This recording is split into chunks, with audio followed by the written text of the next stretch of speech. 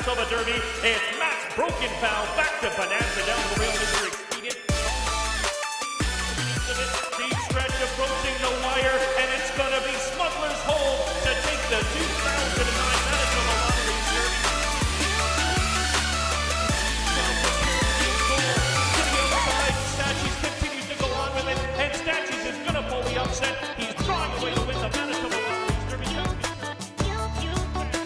Across the track, deep stretch, Hammer's bullet, big blue caboose. Hammer's bullet, the Canterbury Invader takes the 63rd renewal of the Manitoba Lottery. But they're a long way from home, baby. Beluga Ball proves it's no fluke. He's back on track. He destroys them in the 64th renewal of the Manitoba Lottery. Narco, but Assembly Hall is going to get it done in the Manitoba Lottery Derby. Second, enormous strides, Street Prancer coming to the wire. It's going to take the Manitoba Derby. Fuel with six. One more try. Flashy Fuel is going to hang on. But it's inside straight. He's gonna do it in here. Escape quad, trying to battle back, but Plentiful is the 16 pole. Sky Promise is gonna take in the Derby. Oil money, he can't go around it. The unusual Mongolian win takes the 72nd running of the Manitoba Derby.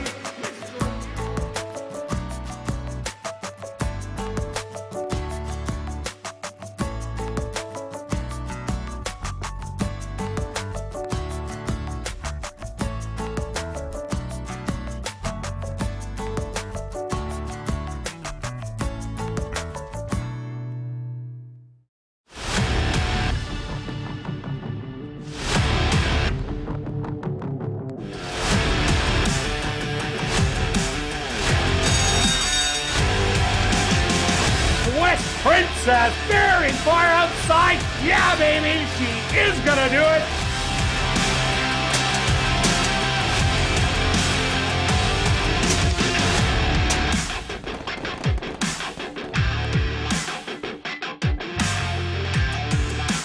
The Manitoba Jockey Club acknowledges that we are on Treaty 1 territory and that the land on which we gather is the traditional territory of the Anishinaabe, Cree, Ojibwe, Dakota, and Dene peoples, and the homeland of the Métis Nation.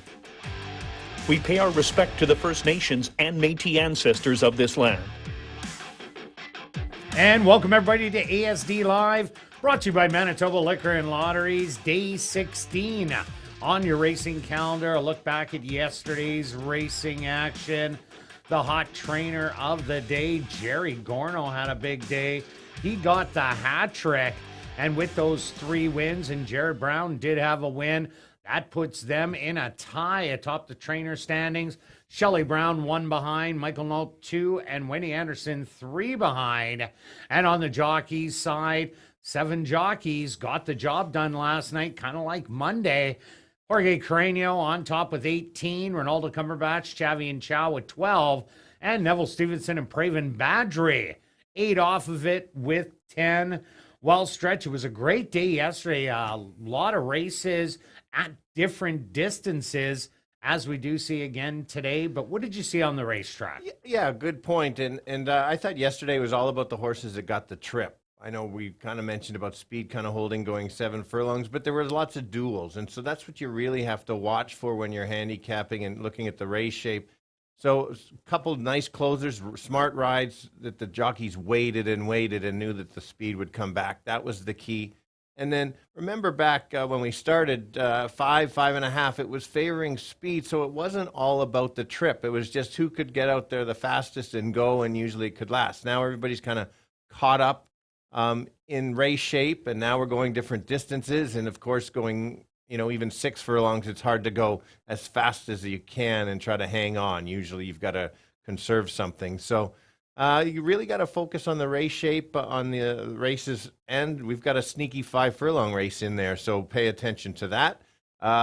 Big fields. Yesterday the quality was top level. Today it's some conditioned horses, so might even be even trickier today, Kirt. Well, those conditioned horses are always the ones that get us, Stretch, the non-two lifers especially. So we'll see if we can pluck a few winners out of there. Let's kick off the card with an allowance optional $10,000 claimer for the boys 3 and up. They're going to tackle 1 mile. Stretch, who do you like in the first? Okay, I'm taking a bit of a chance here. I'm going to thinking the 6 horse here can clear. There is other speed in here, but I think not as much speed as this horse had last time. And I think that he can press outside and maybe try to open up and try to hang on. It's a tough one. We're going a mile. I'm kind of all over the map on this race. So I like the 5-1.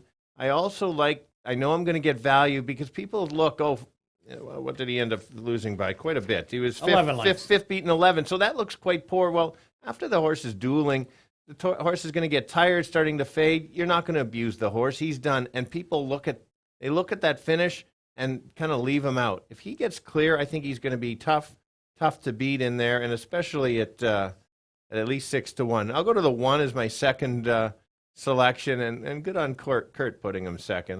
Good for him. Lone Star, he's 6 of 8 in the money, but no wins. Doesn't like to win often. Stocks, I think he's just going to be happy to run second, as Kirt thinks that too. And then my third one on the fringes here, I've thrown in Hoochie Coochie Sam. This horse is always kind of right there. Maybe doesn't win, but the figures are there, runs some thirds and seconds. I think just might set up for a nice race. For me, it's wide open. Don't disagree with Kirt's pick, but I'm going to stay on 6-1-3. Yeah, if you think Dictator's going to clear, it's got to clear Silver Luke Silver and number 4, Hannikin. The 1 and the 4 both have early speed. So it gets into a little bit of a chess match. As you said, Dictator last time out, duked it out with Himmelstein and was on the outside that day.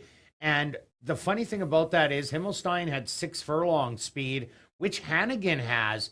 And it took a while for Dictator to get there. Took about only about a furlong and a half. And then they battled it out. So I think Hannigan has enough early speed to hook Dictator. So that's why my closer is number 2, Maybe Sometime. Ran a big race last time out, going 6 furlongs. Lost to Golden Eye and Wicked Fortitude. Both of those horses had run big races in their previous ones. And Maybe Sometime was coming off a little lackluster race where the speed stuck around. We did get a big cloud over us before the races started at about 6 o'clock. And it dropped quite a significant amount of water on the racetrack. It was sealed. They just opened it up. The track condition will start as wet fast, but we'll see how that does play into it, because on Monday it was kind of muddy / wet fast, and speed did really well on the racetrack, but a couple of the favorites did get it done rather easily from off the pace. But Maybe Sometime, I think this horse is sitting on a win, and today's the day with the speed. I like Silver Luke Silver, and also Hoochie Coochie Sam finally gets its distance and gets a start under the belt. So that's why I took 2, 1, and 3. Now we're going to carry on to race number 2, a $5,000 claimer. For 3-year-olds and up, non-3 lifers are going 6 furlongs. What do you got in here, Stretch? We're on the same race. I think we're looking at all the right, same here race. we go. We see it clearly quite a bit different in here. And how I see it in here is I think there's 6 horses that like to be on or near the lead, and 1 can stalk. Mine is the 2, the one that can stalk. I think that the rest kind of go as fast and as far as they kind of can, and then see if they can and keep it going. Whereas the 2 horse dropping from 75 open to 5,000 non-3. So the key here is it's not a huge fire sale on this horse. He's going to the non-winners of 3 lifetime, where that 7,500, we've seen how tough they are. Sure, it wasn't a great race last time, but I think it's just, you just go back and the race just completely sets up for this horse. I think the horse is going to get a great trip behind the speed duel and try to make a run at them late. So that is my top selection. And then I'll go to the 3 again, looking for some prices in here. This one's only 3-1, but I think this horse can sit just off the pace. It's not the need the lead. 2 back, our last time kind of stalked Big Tony. Nobody got in front of Big Tony the first 3 starts. So, and actually tried to close on Big Tony. So I like that. Same condition. Had a race with Big Tony in there. And then the last one is the 6, Kirt's top selection. For me, the key is 2 races back. Closed. Last time was 4 wide. About that, 3 or 4 wide. I don't think that's going to happen today. Maybe a more patient ride behind the speed, kind of sit back, take the shot, certainly be in the mix, so I'll go 2-3-6. Yeah, I see it definitely different than you. I like Stone Cafe. I don't think this horse will go to lead today. That would be a crazy move because Pucker, Doug's Pal, and Give a Little all have gas in here. Stone Cafe, a great race first time out, losing to Freezing Jimmy. They weren't going to beat Big Time Gizmo, who won his previous race to that, and then destroyed him again in that last start. So Stone Cafe's coming out of a tough one, and that Big Time Gizmo was a horse trained by Carl Anderson. Yes, that horse is taking a big drop in class. Ran a better race first time than it did second time. We'll have to show that race, I think, to win this one.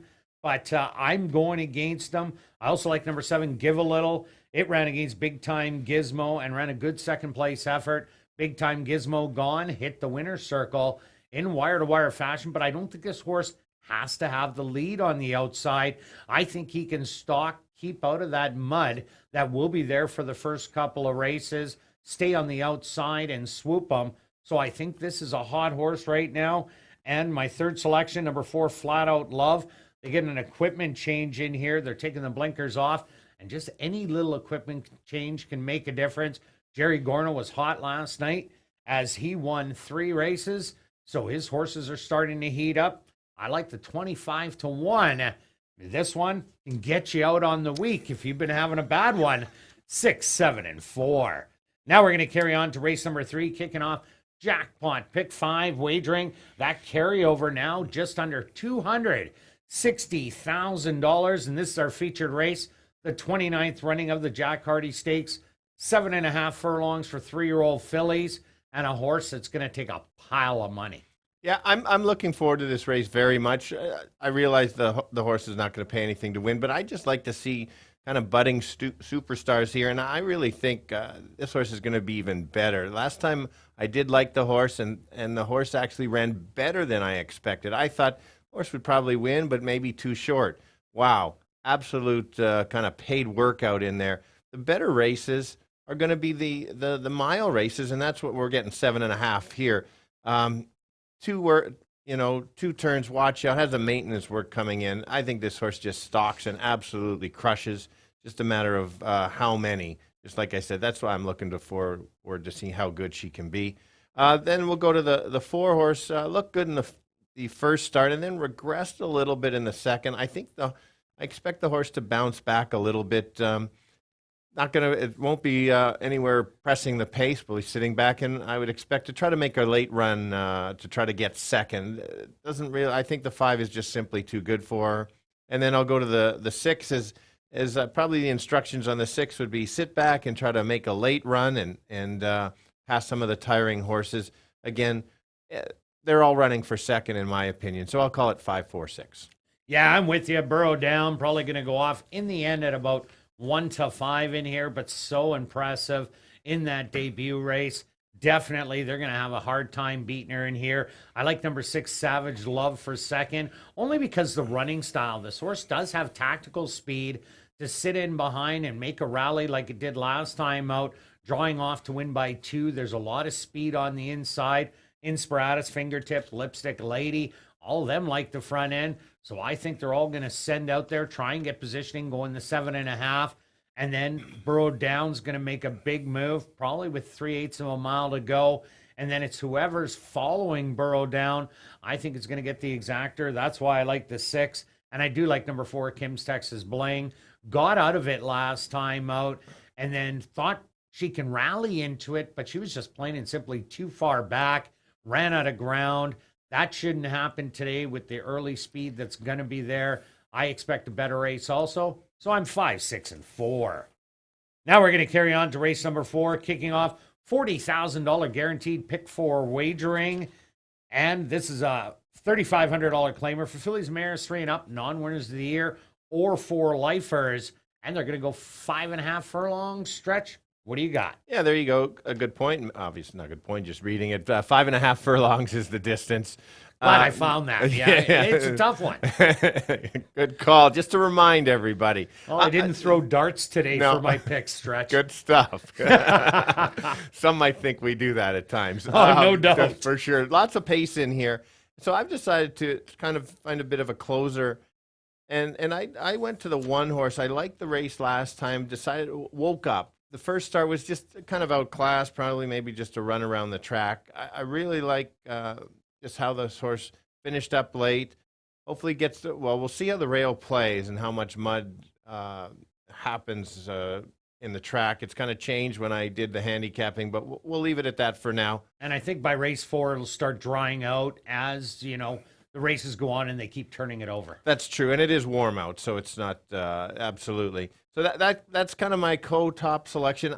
5 could have been my top selection, but I'll stand on the 1 right now. I believe this horse can stalk, and if she can stalk, then she's going to be tough to beat. She's a little bit classier. She has the back class, and I just think last time dueled every step of the way and pulled away. I don't think she has to do that this time because there is a couple rabbits in here that will just go from there.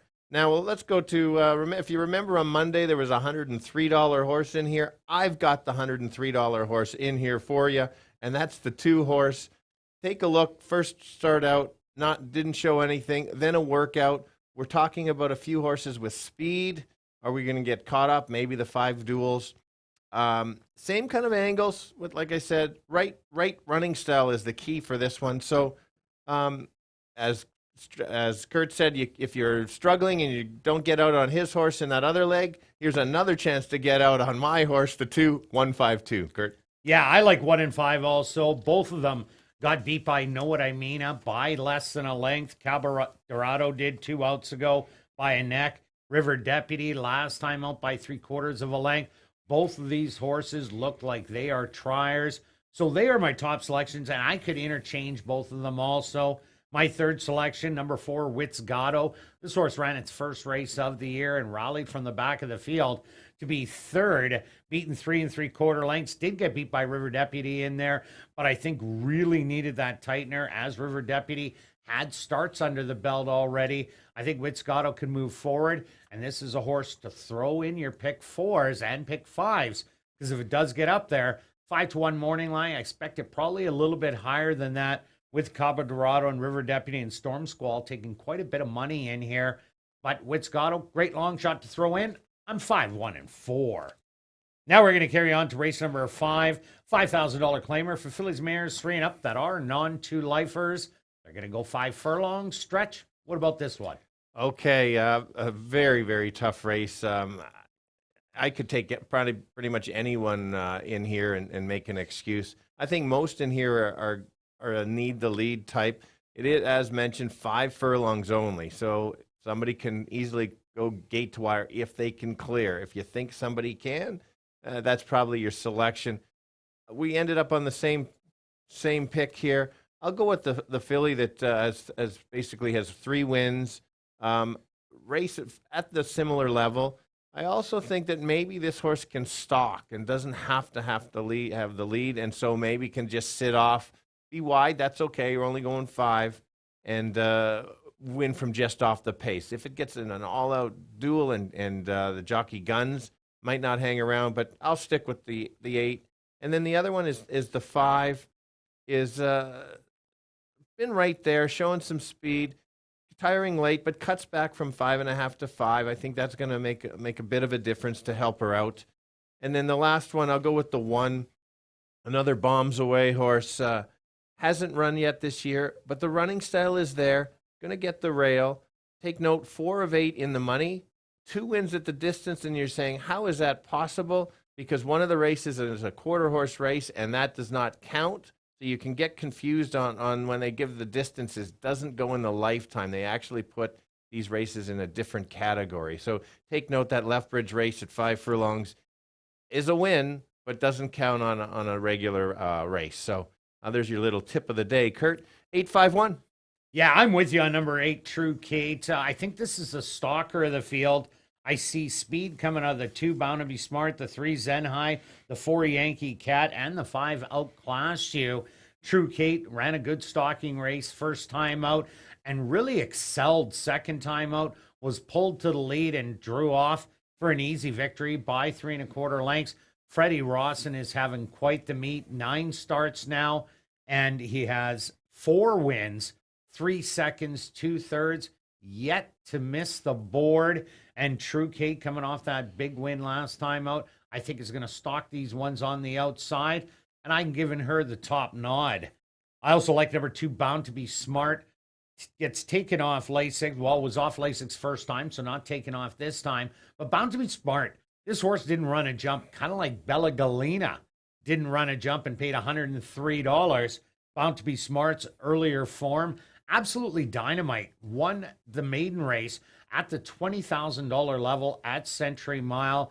A lot of these horses broke their maidens at the 5,000 bottoms. So if Bound to Be Smart can rebound from that effort last time out, which I really think it is gonna, draws the inside, which is very valuable, and I think can be a big upsetter at a big price. And I also like number 5, Outclass You. Ran a good race last time out. Inspiratus was way too good, but was right there at 5 furlongs. And that's what this race is. So that rounds out my top 3, 8, 2, and 5. Now we're going to carry on to race number 6, a $5,000 claimer. This time for fillies and mares 3 and up that are non-3 lifers. They're going to go 6 furlongs. Scratch number 9, Spy a Star. A huge scratch in here. Stretch, who do you like? It is a huge scratch. I mentioned the 5th race was a tough one. This potentially could be a tough one as well. We're familiar with most of the horses in here. They've all kind of run the same kind of speed. They're not quite reaching par and going from there, except the Invader. And the Invader from Will Rogers down last start happened to be at Lone Star. This horse, if she runs back to the couple races at Will Rogers Downs, makes her extremely tough to beat. Ignore the 4-1. Recognize that the big favorite is out, the 9. That was the morning line 9-5.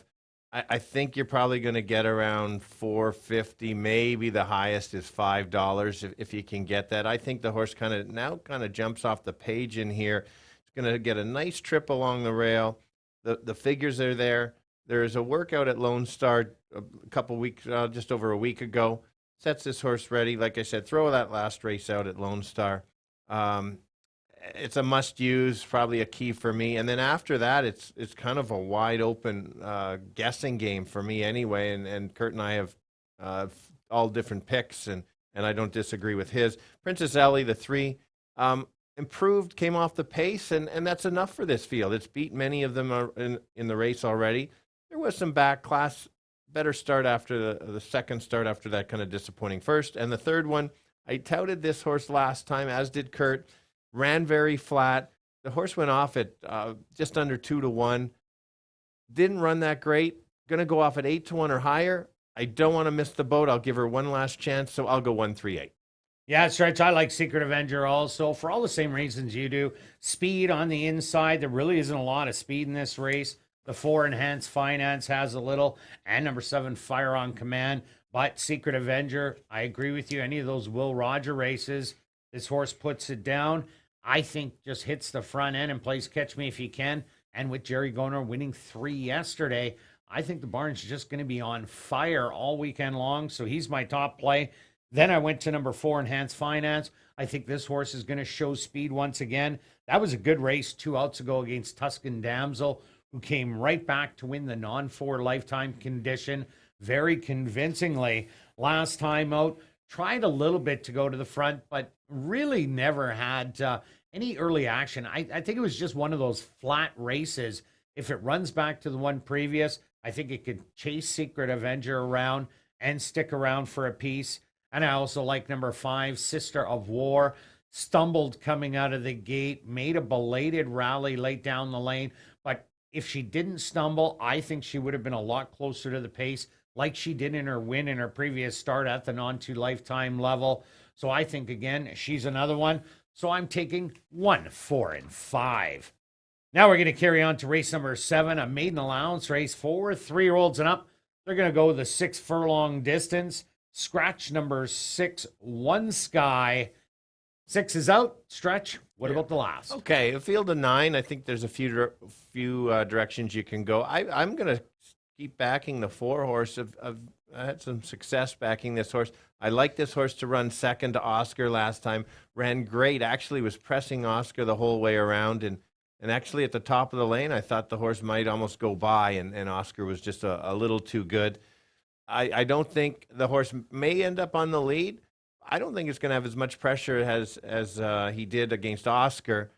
So if it is, can keep going. The other thing is, if there is a horse that tries to gun out there, I don't think I think that's fine. I think that Finalize can still stalk and take over. This is an improving horse sitting on a win. Just because it finished second and third, it's not one of those second-itis horses at all. It's just lost to a couple good ones. Then I'll go to the 3 as my second choice. Ran against a couple really good ones. We saw them both in the stake races yesterday, and they both ran quite well. First and second? Yeah, first, exactly. Finished second last time, then a workout, Mike Taphorn kind of angle. I think the horse is right there. This one's probably going to stalk, and in case the 4 battles it out. And then I'll go to the 5. The workouts for me are very impressive. It's rare that you see a 6 furlong workout in 14 and change. That's very impressive.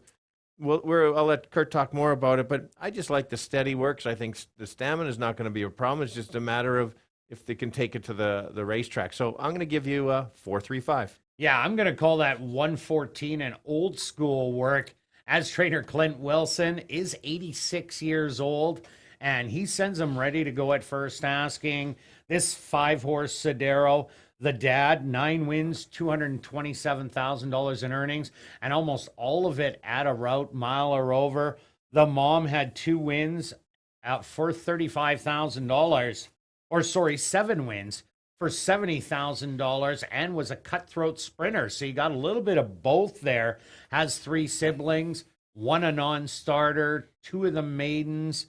But I'm with Stretch. Finalize everything he said. Ran against 2 tough ones. And the horse came back to win. Timely Ruckus 2 outs ago in the allowance, non-2 lifer. So Finalize got beat by really good horses. And this isn't the strongest maiden allowance. Sodero, Clint Wilson, you're not going to see much on the racing form as aligns. But he's a 25 to 30% win clip trainer. Trained many, many stake winners. So don't worry about Clint Wilson having a horse ready to go at first asking. This horse will be ready. The talent will be the question mark. But I really like that 114 workout. And I like number 2, Strong Belief. Equipment change. They're putting blinkers on today. And that can definitely help a horse. Did make a rally in the last 2 to run second and third, but was sitting back. Maybe the blinkers make the horse sit a little bit closer today, and that'll help its chances. So I'm going 4, 5, and 2. Good luck with all your selections this evening. And I'll be right back with the changes on this evening's Carter Racing.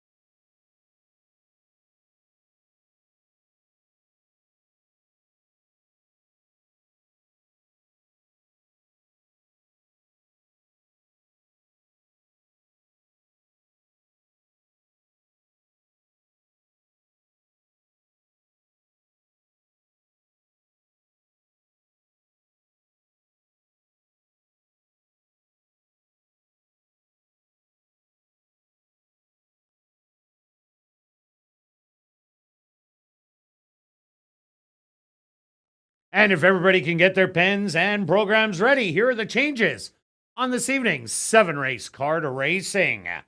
Turning your programs to race number 1, there are no changes. Now turning your programs to race number 2. In race 2, number 4, Flat Out Love, will race with blinkers off. That's race number 2. Number 4, Flat Out Love, an equipment change, will race with blinkers off.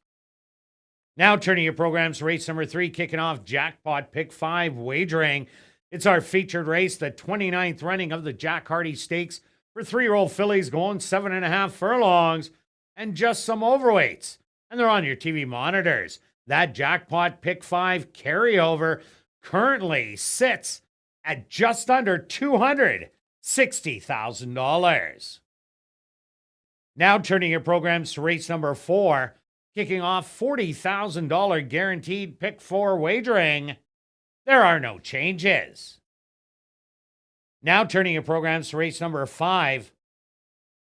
In race 5, number 4, Yankee Cat, the claiming price should read $6,250. That's race number 5, number 4, Yankee Cat, the claiming price should read $6,250. Now turning your programs to race number 6. In race 6, scratch number 9, Spy a Star.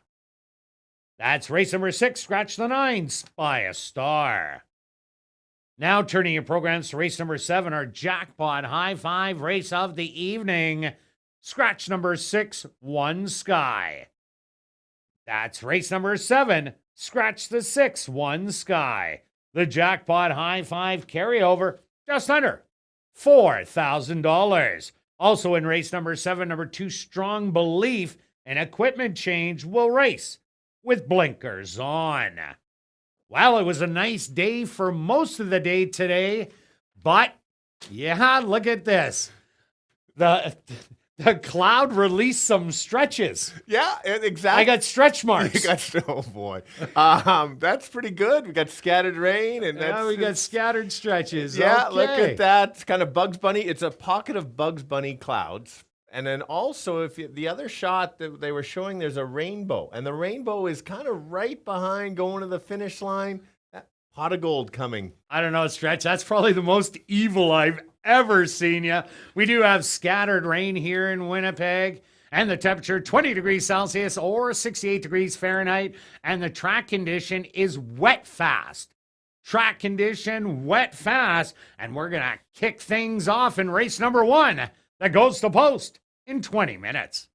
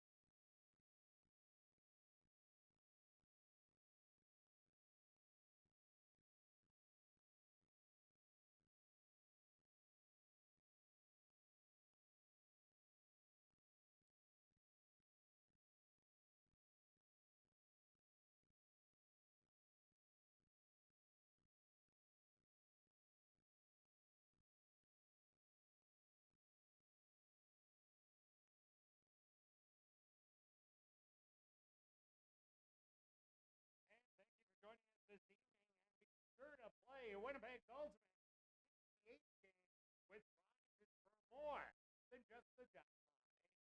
Tickets for $8 to $9 and are available in the lobby until 9 p.m. Place about 9:30, and the current jackpot is $1,000. Now on to racing. If you're new to racing, be sure to stop by and see Brad at the Package Center located on the floor. Also, that's the place to open a free betting account at CIBet.com to bet the races on your phone. That's right, on your phone or computer.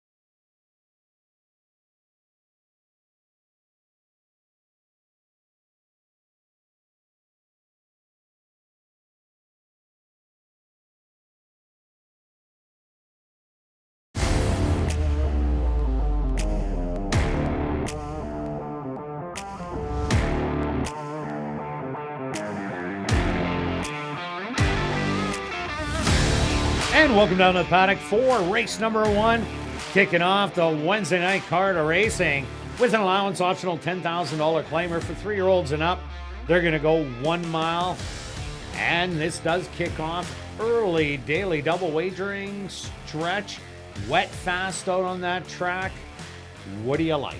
Okay, yeah, what a good odds board. As you can see how competitive it is. Surprised on who the favorite is. Yeah, Hoochie Coochie Sam. I didn't expect that horse. The 10-1 morning line. Well, there really isn't a lot in there right now. Only $1,200. Maybe Dennis and Heather made a big bet.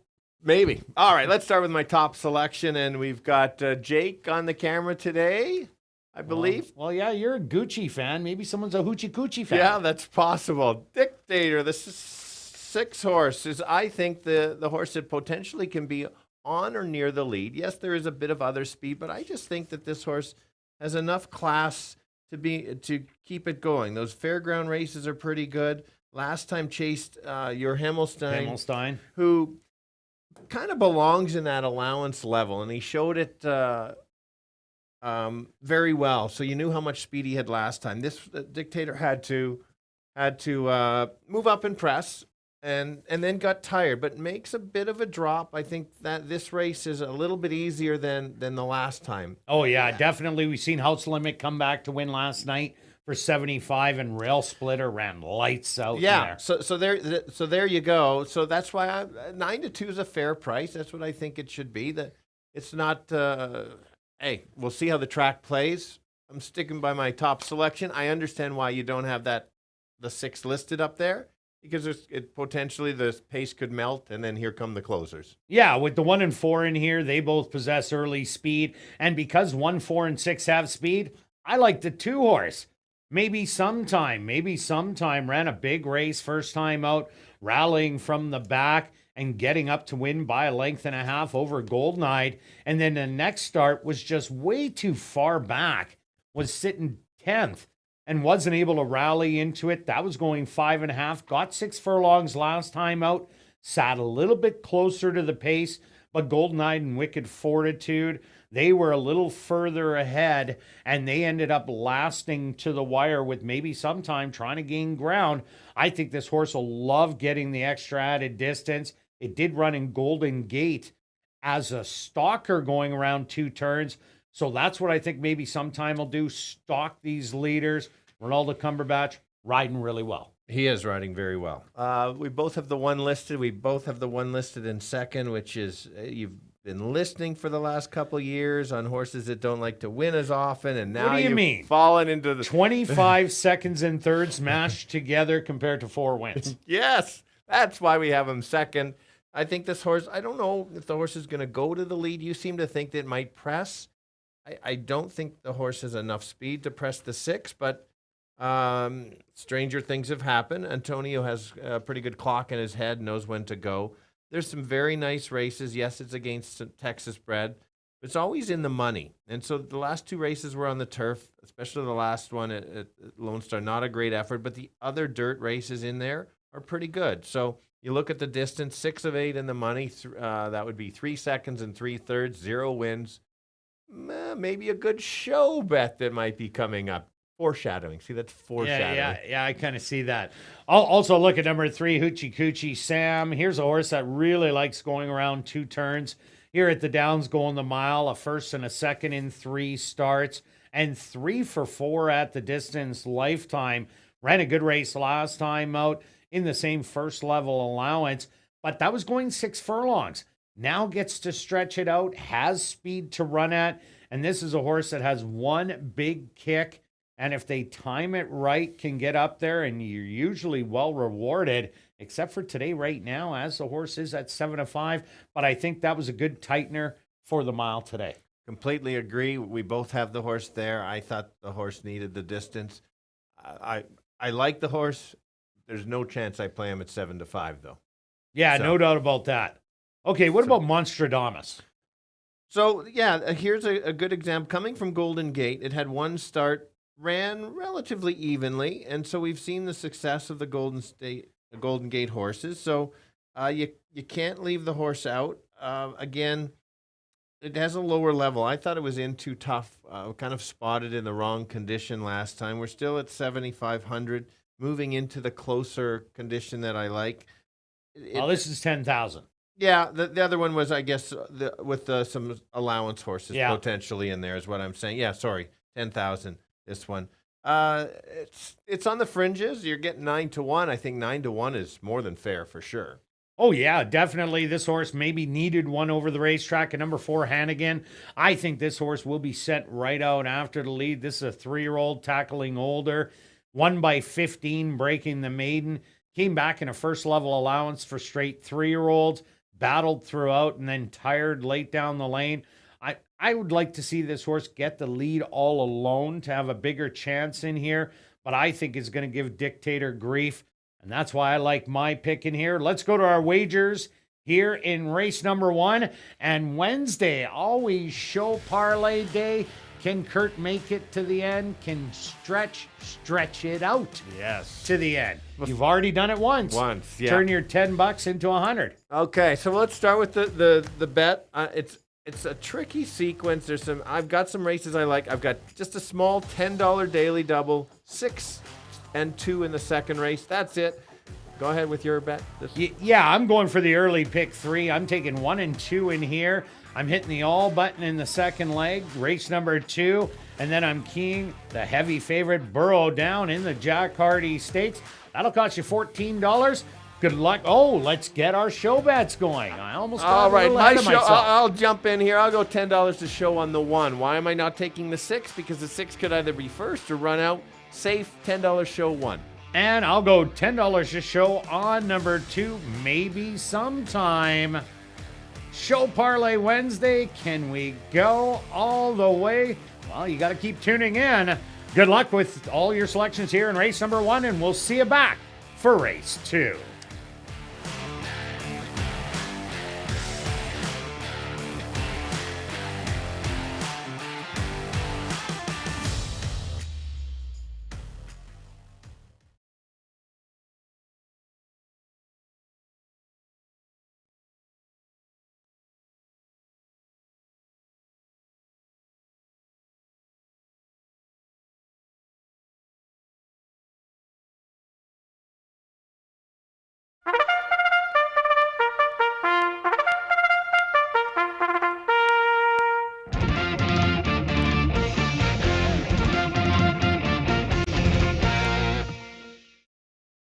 Horses on the track for race number 1. They're going to go 1 mile for $14,700. Number 1 is Silver Luke Silver, owned by Henry Witt Jr., trained by Jerry Gorno, with Antonio Whitehall. Number 2 is Maybe Sometime, owned by Wendy Anderson and Rob McDonald, trained by Wendy Anderson, with Ronaldo Cumberbatch. Number 3 is Hoochie Coochie Sam, owned by Dennis and Heather Dorchester, trained by Dennis Dorchester, with Chavi and Chow. Number 4 is Hannigan, owned by B&J Stable, trained by Shelley Brown, with Praven Badri. Number 5 is Monstradamus, owned by Windancer Stable, trained by Wendy Anderson, with Lionel Camacho Flores. Rounding out the field is number 6, Dictator, owned by Black Diamond Stable, Lynn White and Jerry Geddes, trained by Tom Garterby Jr., with Ronald Alley. Post time for race number 1, 3 minutes away.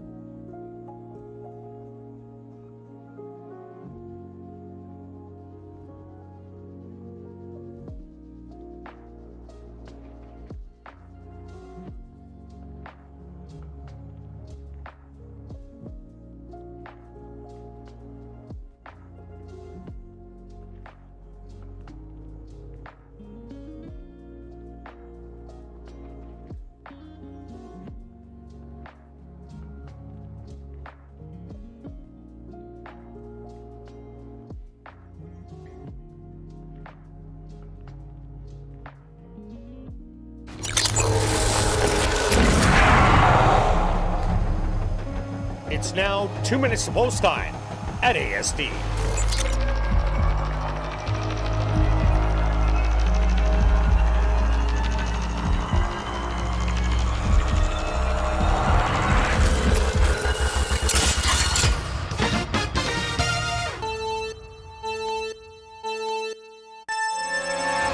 Here we go, kicking off a real good Wednesday card. We're going a mile. We're going to go past the wire twice. A mile is 8 furlongs, just so you know. I'm going to go to the speed horse on the outside, the 6 horse. It's going to be, might be an early battle, but I think he can keep it going and hold off the late closers. You're going to get good value at 5-1. For me, worth a shot. Other horse to consider is the 1. Nice stalking trip, should be right there. Doesn't like to win. You may want to avoid the win bet, maybe a place or show. I'll give you the 6-1-3. Kirt? Yeah, Stretch, I think there is going to be a battle early on between 4 and 6. Maybe throw the 1 in there also. That's why I like number 2, maybe sometime. Has only ran 1 bad race, and that was in the middle, but it sat dead last. And that was not the place to be in there, but still made up a ton of ground last time out.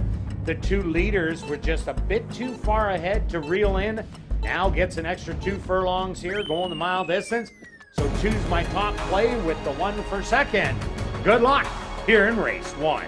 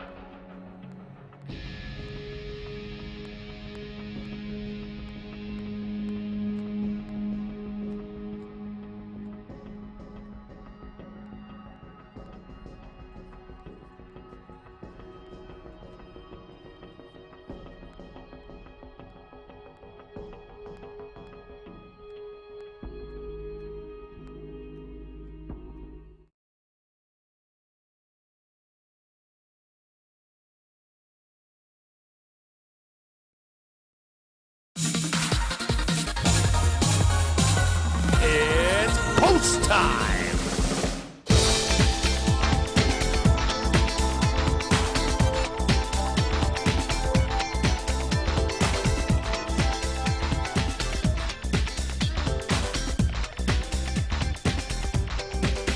Silver, Luke Silver, the first one in. Maybe sometime is in. Next up, Hoochie Coochie Sam.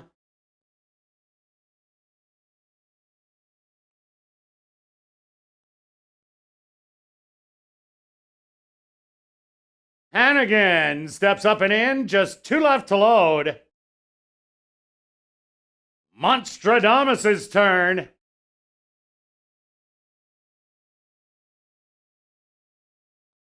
And now just waiting on Dictator to the outside.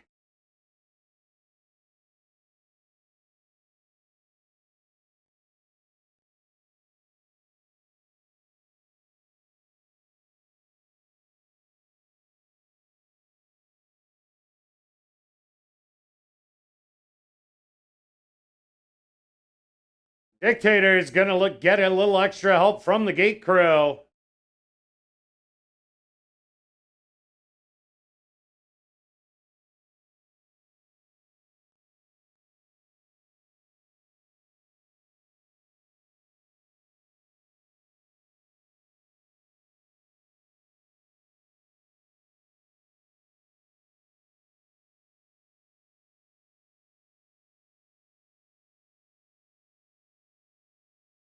And Dictator's now in. They're at the post.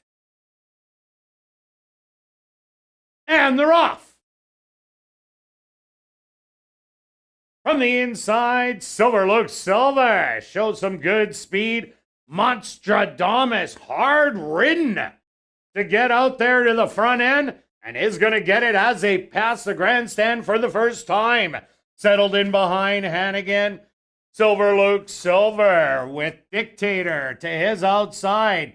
3 more back to Hoochie Coochie Sam, and maybe sometime the early trailer, but only 5 lengths off of it. A quick opening quarter in 23-1. Monstradamus nursing that lead by a length and a quarter. Back in second, Hannigan. Moving up 3 wide, Dictator inside on the rail. Silver Luke Silver. Then it's back to Hoochie Coochie Sam, and maybe sometime that are going to show some late run. The half 47-3, and it's still Monstradamus with that lead. Dictator to the outside, creeping closer. Silver Luke Silver taking advantage of the rail and looking for room. Maybe sometime is coming with a big run, going to the outside.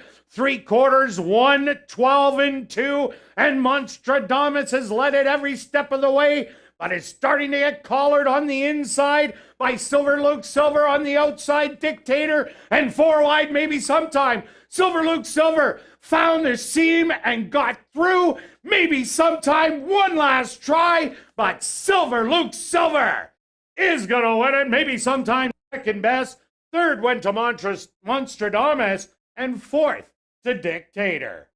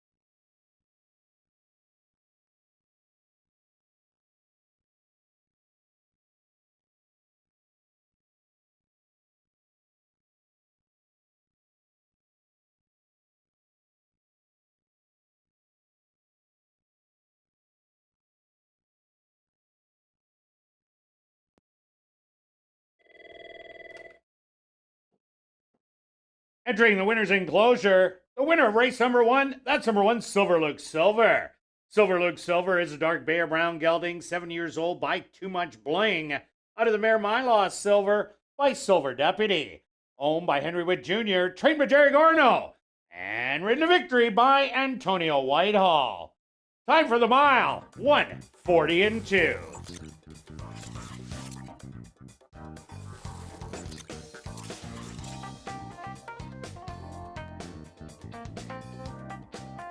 Race 1's official in the upcoming second race. Number 4, Flat Out Love, and equipment change will race with blinkers off. Once again, in this second race, number 4, Flat Out Love, will race with blinkers off. Race number 2 kicking off. Another pick 3, 18 minutes away.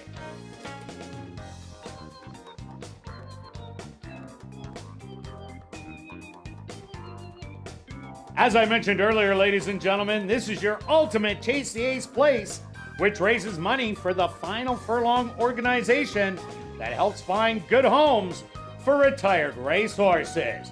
You can not only win the jackpot by picking the Ace of Diamonds, but you can win $100 if you pick either Joker, and you'll get $25 for every other card. Tickets are just $5 each and are available in the lobby. Also take note that Final Furlong coffee mugs are also available for a minimum $10 donation at guest services.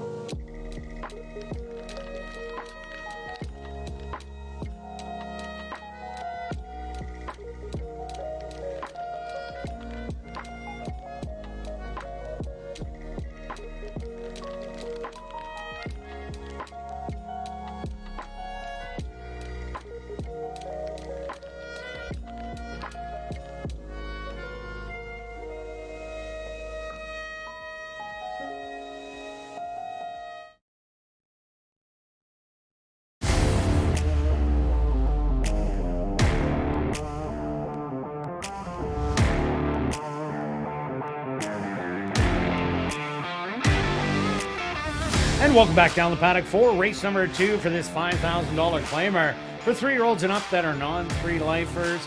They're going to go 6 furlongs. Quick look back at race number 1. Stretch, did you see Monstradamus clearing in there? No, you know what? I don't mind the ride. The jockey took a shot, and went for it and was right there until the end. I also thought the ride on the 6 was fine, recognizing, you know what? If I do all out, I have no chance. Chased, and so that's just racing, but some good rides by the jockeys, and then a super ride by Antonio, as we mentioned, would recognize the situation, waited, came up the rail, and exploded once the 5 came off. So, and didn't I tip off at the beginning of the week? Jerry Garno might go on fire. 3 yesterday, starts out with 1 today, and he's still got more to go. Okay, race number 2. Who do you like? Okay, look at this betting board. Another solid one in there. Neither one of us have the favorite. It's our top selection. I'm going to land on the 2-horse Canadian Secret, and the reason why is basically I think there's about 6 horses in here like to be on or near the lead, and because of that, I think the pace is going to be fast. They're going 6 furlongs, some of them like 5.5, and the 2's going to get the right trip. Drops from 75 open against multiple winners to 5,000 non-3. Smart move by Carl Anderson, the trainer, recognizing we're not going to give him away. Still in for 5 if you want to get him. And so the races are even. Those fields are just so tough as compared to what it's been running against. And I just think how the race sets up, jumps in and surprised on being 9-2 anyway. But yeah. Yeah, Carl Anderson had a couple other Woodbine horses come here, and both of them are 2-time winners, undefeated, and they'll be going to different spots after. But this one hasn't panned out yet. Maybe the drop is what's needed. I like number 6, Stone Cafe. That first start of the year was a great one, stalking the leaders and then battling to the wire. Actually had the lead, and then Freezing Jimmy came on the outside and nailed Stone Cafe at the wire. Last time out, tried to duke it out with Pucker, and that didn't work out too well. I think Chavian Chow's going to come off the pace today, and if he does do that, an absolute perfect stalker. If the 1, 3, and 7 all go bang it out, Stone Cafe might just be right by himself and able to pounce on him. That's fair. I thought the Stone Cafe might come off. Like I think like not full out duel. So yeah, I think it's going to be sitting right behind those 3 horses and watching that early action. Fair. And that's how I think that. Absolutely agree with you. And that's why I do have the horse in the mix. I threw a bit of a price. Well, he's 4-1, and I think the same kind of racing pattern as the 6. I had those 2 interchangeable on either way. Same kind of thing. First start out over the track, then a work. Courtney Ross is in the money a fair amount, lots of seconds. And she's racking up the wins, though. She certainly is. So that's kind of my horse. Like I said, it's wide open. You've got the 7 as your second selection. Yeah, Give a Little ran 2 really good races here. Big Time Gizmo, that was one of the Carl Anderson horses from Woodbine. Ended up winning and then coming back to win the non-3 lifetime condition.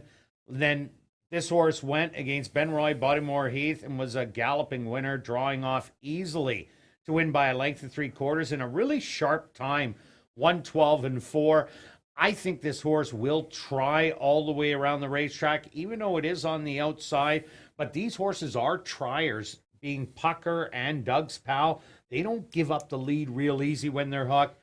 So could get in a battle, but I just like the way the horse is running. Yeah, quick mention on Pucker. 2 back came off the pace last time, dueled and put all the speed away and ran a really good race. I think the same thing could happen. Just going to have to hold off some of our closers. Yeah, and another horse bombs away, number 4, Flat Out Love. Blinkers off today.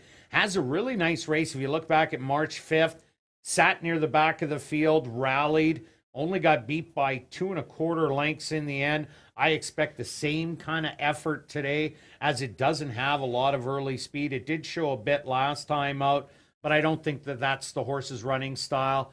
11-1 could be the biggest bargain. All right, let's go to our bets here in race number 2. Stretch. What do you got? I'm going to try a pick 3.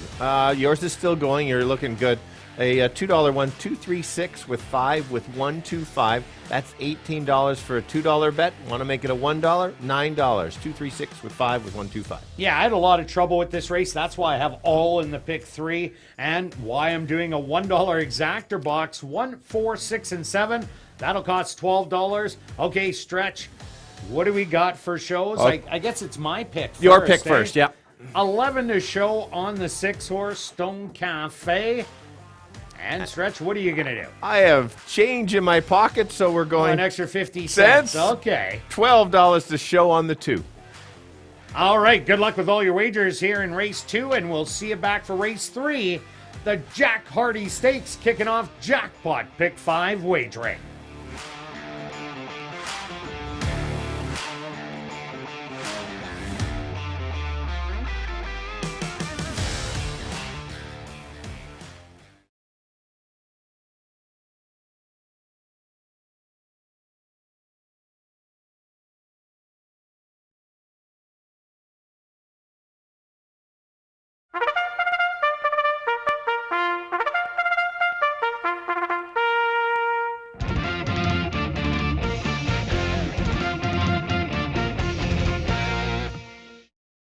The horse are on the track for race number 2. They're going to go 6 furlongs for $9,600. Number 1 is Pucker, owned by Monique Goulet, trained by Will Taranjo with Lionel Camacho Flores. Number 2 is Canadian Secret, owned by Neil Van Dorp, trained by Carl Anderson with Stanley Chady Jr. Number 3 is Doug's Pal, owned by Pink Cloud Racing, trained by Courtney Ross with Neville Stevenson. Number 4 is Flat Out Love, owned by Henry Wood Jr., trained by Jerry Gorno with Arthur Badu. Number 5 is Bornasian, owned by Henry Wood Jr., trained by Jerry Gorno with Antonio Whitehall. Number 6 is Stone Cafe, owned by Tom Payne and Elton Dickey, trained by Elton Dickey with Chavi and Chow. Rounding out the field is number 7, Give a Little, owned by A2 Thoroughbreds, trained by Michael Nault with Ronaldo Cumberbatch. Post time for race number 2, 3 minutes away.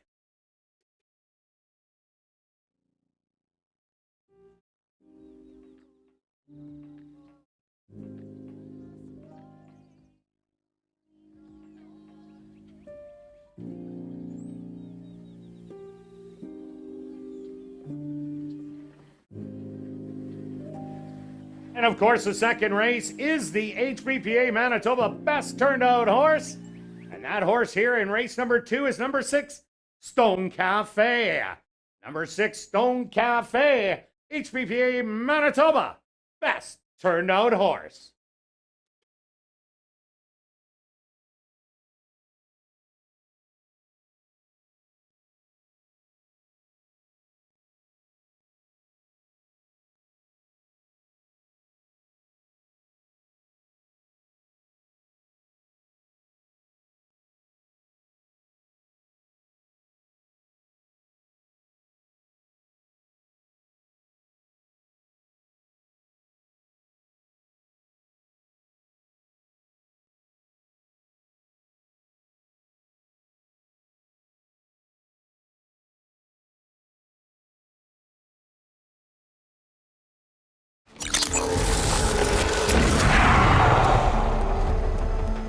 It's now 2 minutes to post time at ASD.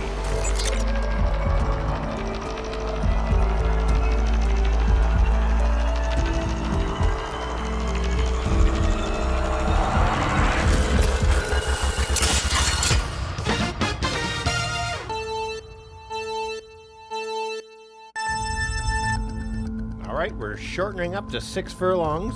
$5,000 horses, non-winners of 3 races lifetime. I think you're going to see a battle up front with a lot of speed, and I'm going to take a closer from mid to back of the pack. So don't expect to see the 2 up early. Late move around the turn and hopefully gets up. 3 to 1 is a more than fair price. Others to consider would be the 3. He'll be closer, might get the jump on the 2, 6, 7 to 2, and how about the 6 right there at 6 to 1? 2, 3, 6. Yeah, Stretch, this is a great betting race. I agree there is going to be a pace battle between 1, 3, and 7. That's why I took the 6 Stone Cafe, getting great odds at 6-1. I don't think he's going to the lead in here. I think he wants to come from just off of it, watch that early action, and then pounce on him at the head of the lane. So that makes him a big shot to win. Chavi and Chow riding well, and I like number 7, Give a Little. Has been giving it everything he has every time he runs. So I'm 6 and 7 here in race 2.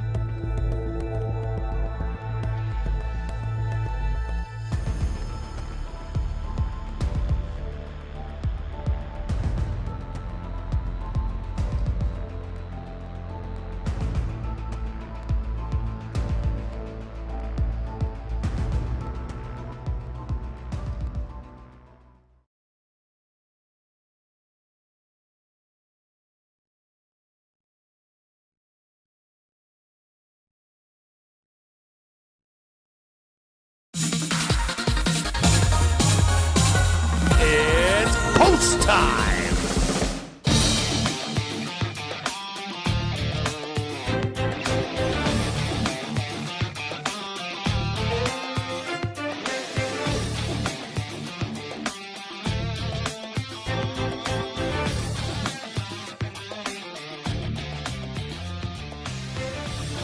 Pucker was the first one into the starting gate. Canadian Secret also in. Next up, Doug's Pal.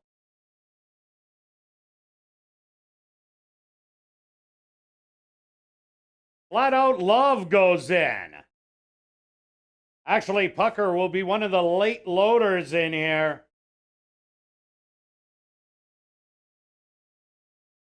Bornesian, the next to go in. Stone Cafe's turn. Now just 2 left to load. On the outside, Give a Little.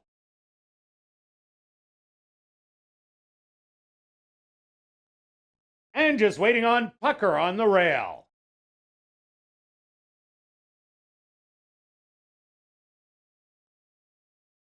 They're all set. They're at the post. And they're off. From the inside, Pucker away well and goes out to grab the early lead now by 2. On the inside, Doug's Pal chasing. On the outside, Stone Cafe and Give a Little makes it a trio. Bornesian sitting behind them in 5th, then Flat Out Love.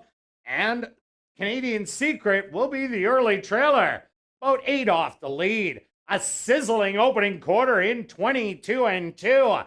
And Pucker in control. Stone Cafe starting to creep closer in second. 3 wide is Give a Little. Back to fourth, Doug's Pal.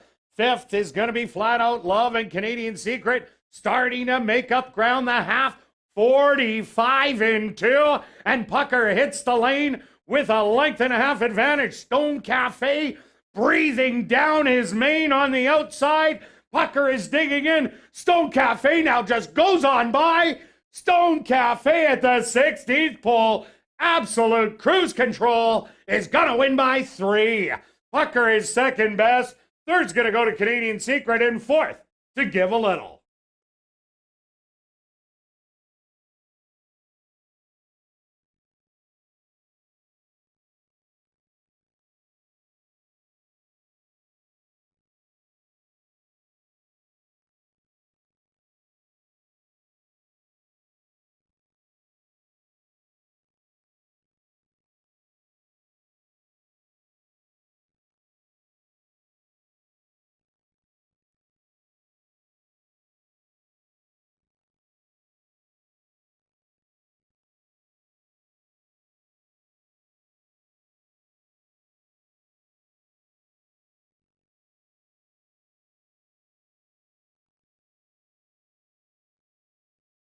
The Stewart's supposed to number 6, Stone Cafe, as your race winner. Second goes to number 1, Pucker. Third to number 2, Canadian Secret. And fourth to number 7, Give a Little.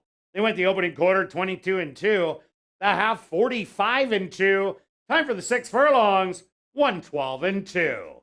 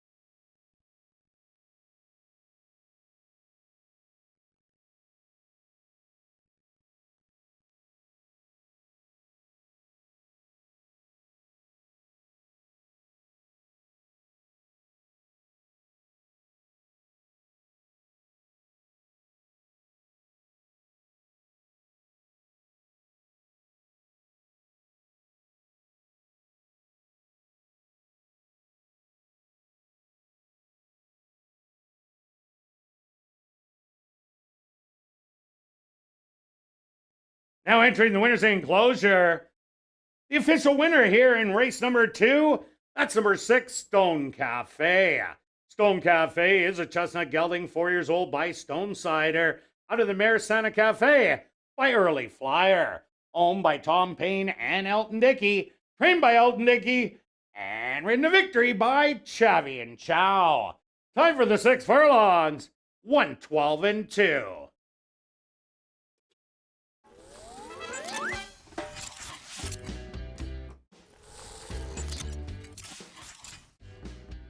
Race 2 is official in the upcoming third race, kicking off Jackpot Pick 5 wagering. It's our featured race, the 29th running of the Jack Hardy Stakes for 3-year-old fillies, going 7.5 furlongs. And there are no changes. But we will give you the changes for the rest of the sequence here in the Jackpot Pick 5. There's no changes in race 4. In race number 5, number 4, Yankee Cat, just a claiming price change. Yankee Cat will run for $62.50. Race number 6, scratch number 9, Spy a Star. And race number 7, scratch number 6, One Sky, and number 2, Strong Belief, will race with blinkers on. Jackpot Pick 5 wagering kicking off here in race number 3, the carryover, over $250,000, and they'll go to post in 19 minutes.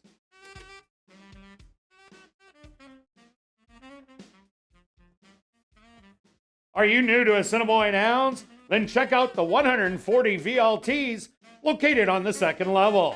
They're open all day, every day from 10 a.m. to 1 a.m. And this is also the first leg of the 20-cent wager called the Jackpot Pick 5, coming up here in race 3.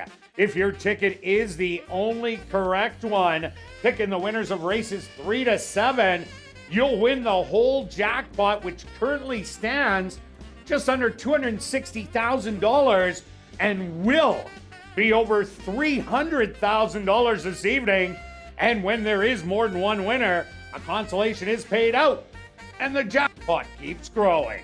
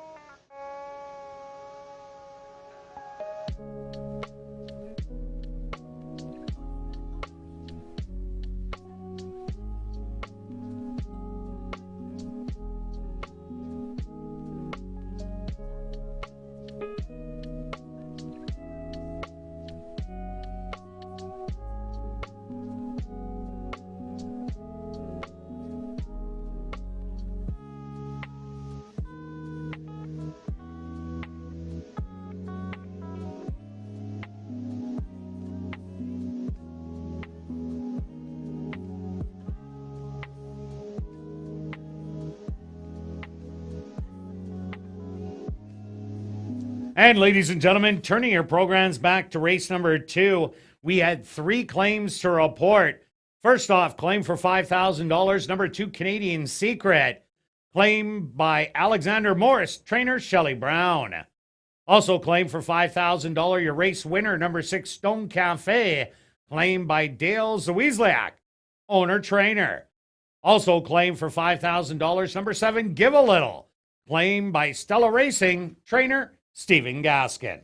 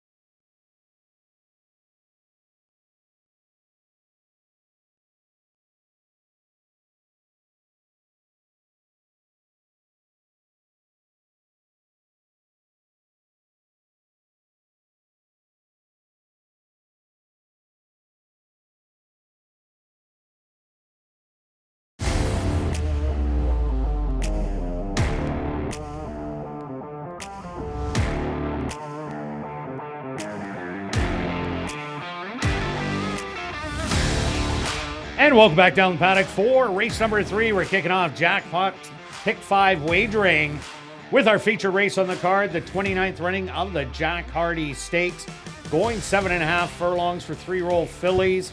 Quick look back at race number 2, a popular race, 3 claims out of there, and I was able to capture that winner, Stone Cafe. Nice. Chow with a good ride. Very good ride. Recognized that Pucker went as fast as expected.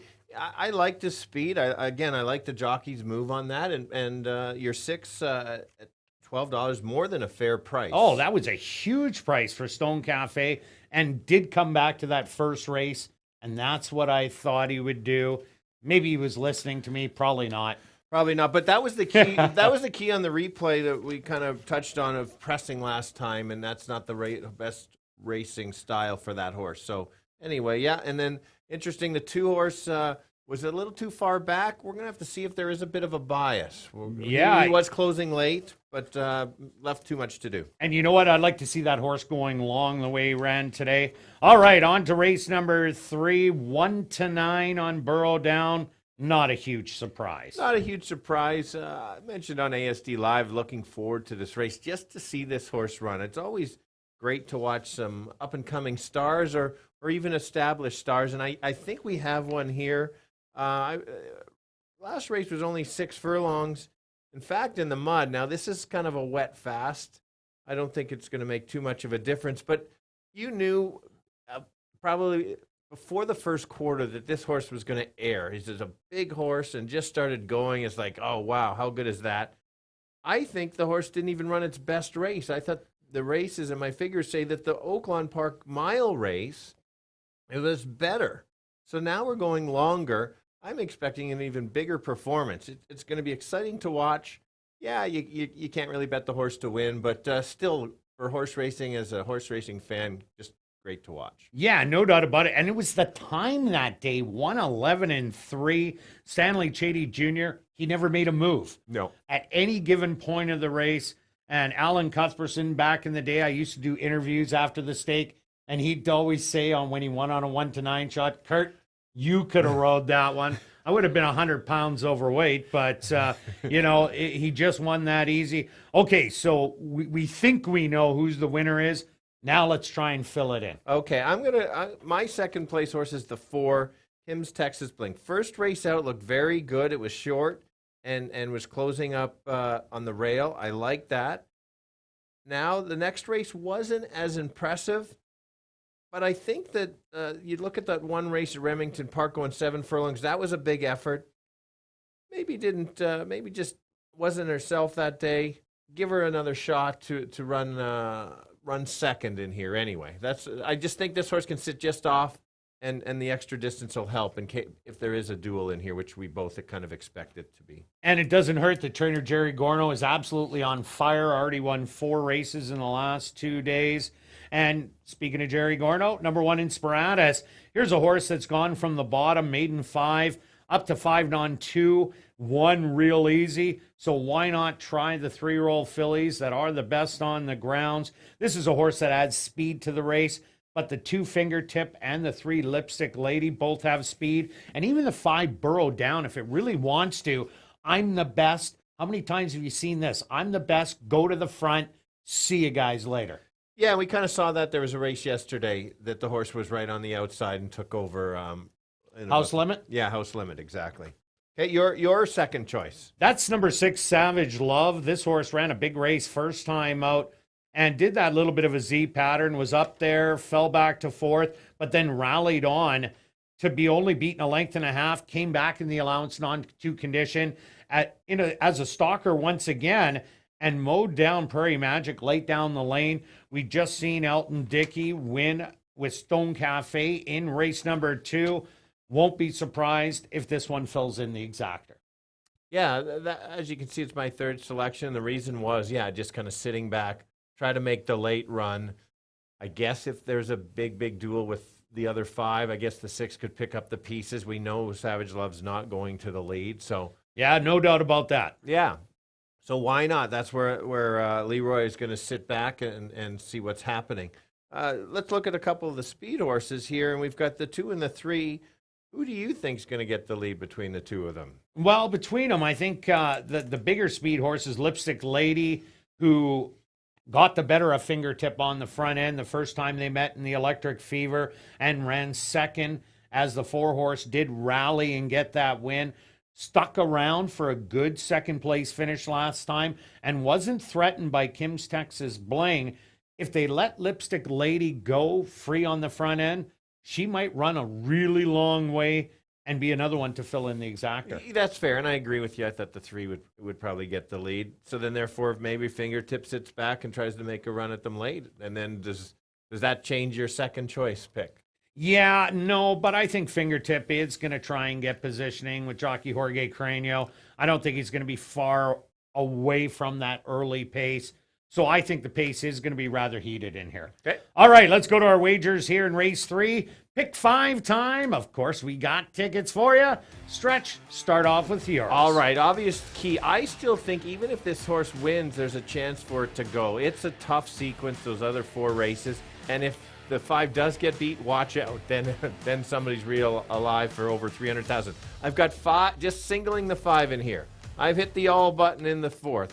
The all button in the 5th, taking a chance, keying a horse, the 1, and then 3, 4, and 5 in the last. 33.60. And myself, I'm keying the 5 in here also. Then I'm taking the 1, 4, 5, 7 with the 2, 5, 8, with the 1, 3, 4, 5, 7, where Stretch has a key. End off with 4 and 5. That ticket, only $24. And back to the show, Stretch. What do you got in race 3? Okay, let's make it a little interesting. And we left out Burrow Down because we're making it a little more interesting. Yeah, we'll make it a little more interesting, just to be fair. I went $16 to show on the 4. And myself, $17 to show on number 6, Savage Love. Good luck with all your wagers here in race 3, and we'll see you back for race 4, kicking off $40,000 guaranteed. Pick 4 wagering.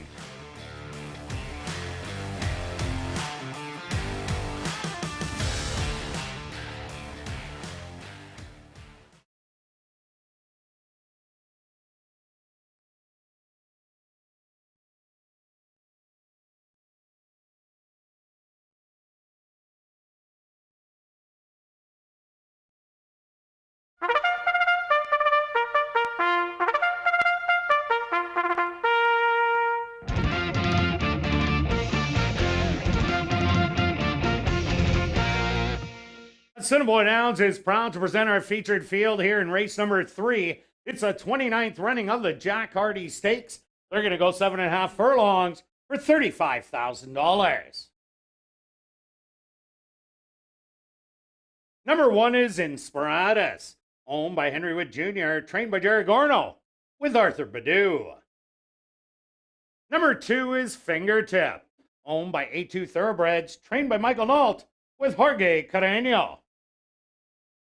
Number 3 is Lipstick Lady, owned by Bernie Green, David Galloway, Jerry Gowdy, and Rick Wise, trained by Rick Wise, with Antonio Whitehall.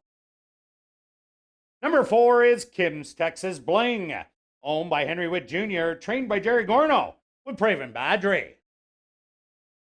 Number 5 is Burrow Down, owned by Gerald Babchishin, trained by Murray Duncan, with Stanley Chady Jr. Rounding out the field is number 6, Savage Love, owned and trained by Elton Dickey, with Leroy Nelson. Following the running of the Jack Hardy Stakes, we're very pleased to have on hand Steve Holborn and Rita Serbin, longtime horse owners here at Assiniboia Downs, to make a presentation to the winning connections. The Jack Hardy Stakes here in race 3, kicking off jackpot pick 5 wagering. That pool already over $300,000. They go to post in 3 minutes.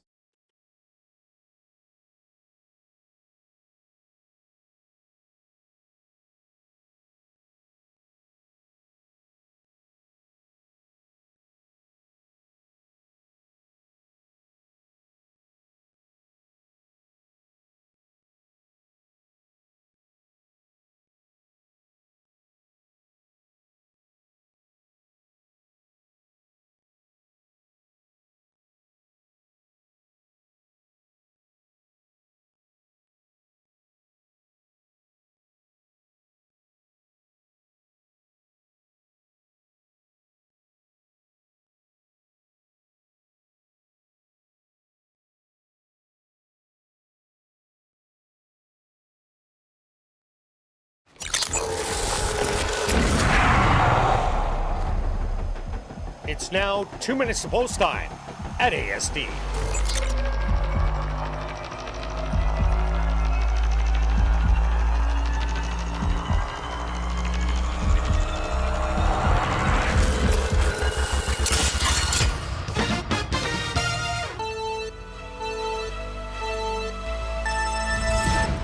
Here we go, 7.5 furlongs, just short of a mile. We've got the best, most of the top 3-year-old fillies going here in this nice stake race. The standout is the 5. The favorite should be the 5. That's about what the best you're going to get is $3. She is a star in the making. First race out, she made it look quite simple. Now she's going even longer. Who's going to run second? I think the 4 can run second. It needs to improve after the last start, but it's going to sit just off the pace, make a late run. So I'll call it 5-4-6. Kirt.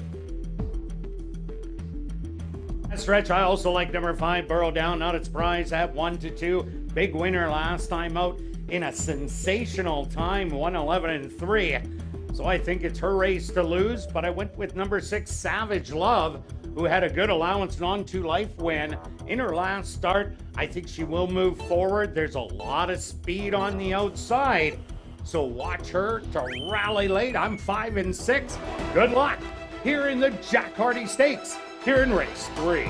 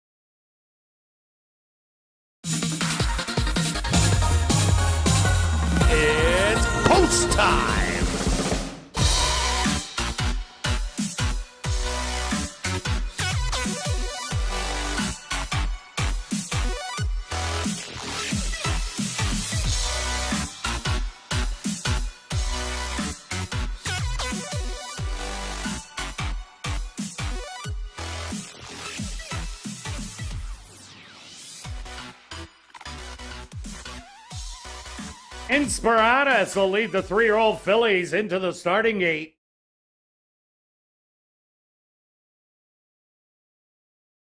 Next up, Fingertip.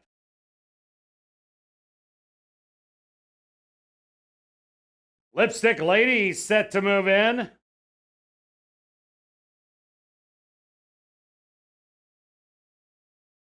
Kim's Texas Bling's turn. Now just 2 left to load. Burrow down, the current 1-5 favorite. And just waiting on Savage Love to the outside. The fillies are set. They're at the post. Inspiratus a little fractious. And they're off in the 29th running of the Jack Hardy Stakes. From the inside, Fingertip flashes a bit of early speed, but in between horses. That's Lipstick Lady going after the lead. Sitting on the rail, Inspiratus 4 wide is going to be Burrow down, and then it's going to be Savage Love and Kim's Texas Bling. It's going to be the trailer, but only 4.5 off the early lead. The opening quarter, a rather sluggish 25 seconds, and Lipstick Lady running easy with the lead by a length. Burrow down, breathing down her neck, and now matching her on the outside. Savage Love 3 wide in third. Inspiratus back to fourth. Fingertip another 3 behind. And Kim's Texas Bling is the trailer. The half quickened up 49-3, a 24-3 second quarter. And Burrow down, making it look easy as she goes by to take the lead. Back to second, Lipstick Lady making a wide bid. That's going to be Savage Love. Also getting into it, Inspiratus, Lipstick Lady, still in second, 3/4, 114-2. Burrow down. Now opens up the lead to 6. Inspiratus running a big race in second. Savage Love to the outside in third. Burrow down, winning by double digits here in the 29th running of the Jack Hardy. Inspiratus, a big effort in second. Third's going to go to Savage Love, and it looked like Lipstick Lady finished in fourth.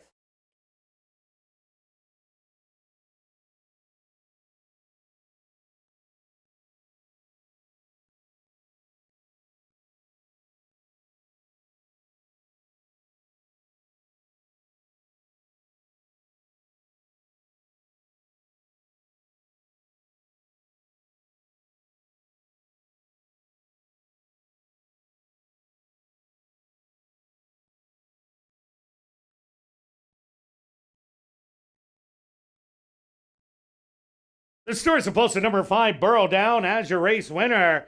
Second goes to number 1, Inspiratus. Third to number 6, Savage Love. And fourth to number 3, Lipstick Lady. They went the opening quarter, 25 seconds. The half, 49-3. 6 furlongs, 114-2. Time for the 7.5 furlongs, 133-2.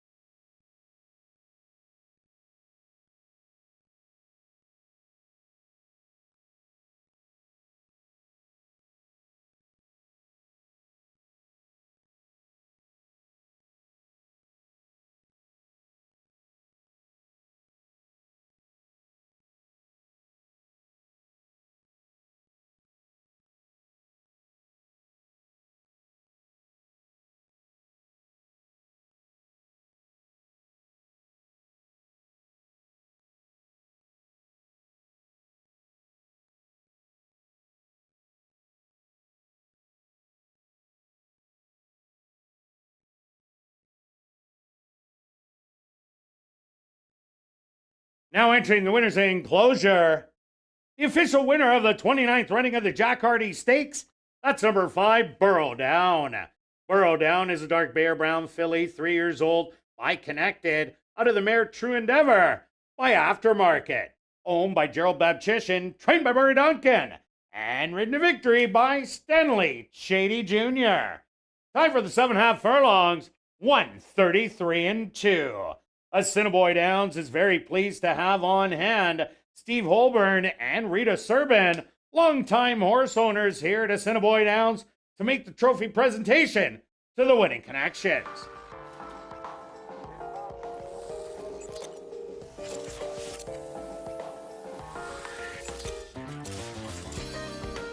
Race 3 is official in the upcoming 4th race, kicking off $40,000 guaranteed pick 4 wagering. There are no changes. We will carry on with the rest of the changes in this evening's pick 4. Turning your program to race number 5. Number 4, Yankee Cat, the claiming price, $6,250. Now turning your program to race number 6. Scratch number 9, Spy a Star. Turning your program to race number 7. Number 2, Strong Belief, Blinkers On. And scratch number 6, One Sky. $40,000 guaranteed pick 4 wagering starts right here in race number 4. They go to post in 18 minutes.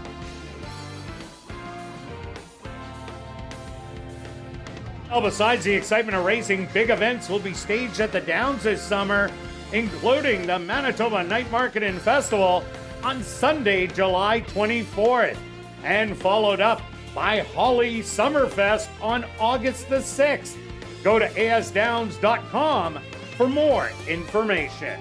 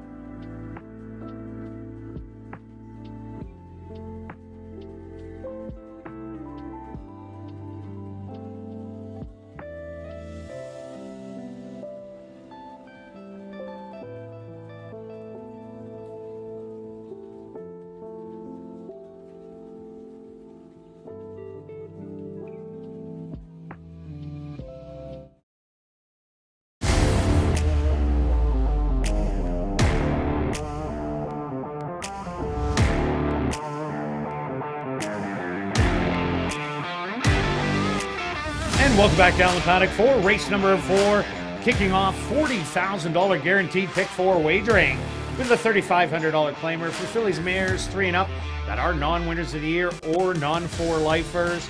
They're going to go 5.5 furlongs. A look back at race number 3, the Jack Hardy Stakes.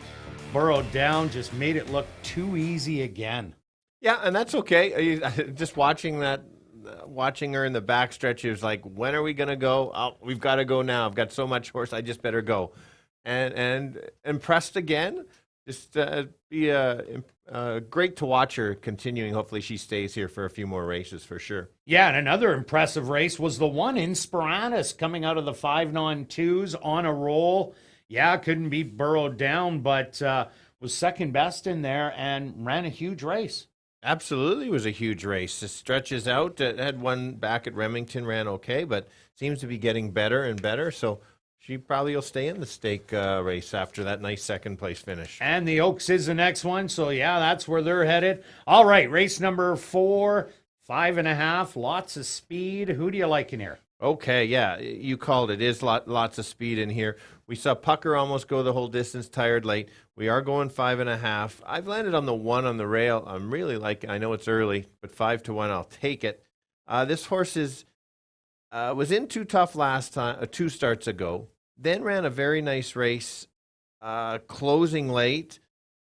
I think a similar trip. There's so much other speed in here that I don't think that they can all get distance. We know Storm Squall. Interesting note on Storm Squall winning last time was the same figures in the previous one. It was just that field all regressed. It wasn't that she jumped out of off the page and ran a better effort. It's actually the other one's a regress. So nothing against Storm Squall. Nice win and everything, but it might look like a better performance. In fact, it was the same performance as when she's lost the first out. So you still take a shot if you like her, but I'm going to land on the 1 as a closer.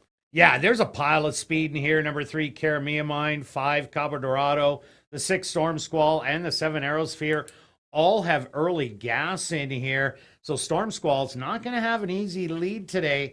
And even if she does get an easy quarter mile, then they're all going to be flying at her from everywhere. I ended up landing on number 5, Cabo Dorado. Ran a big race first time out, ran second to Fox Appeal, who was under the waiver that was a dropper from last year, and then got beat by Know What I Meana, who came back to win. And then last time out, just coasted to victory by an easy 4 1/4 lengths. Cabo Dorado has showed speed, but also an ability to sit behind it and pounce on them.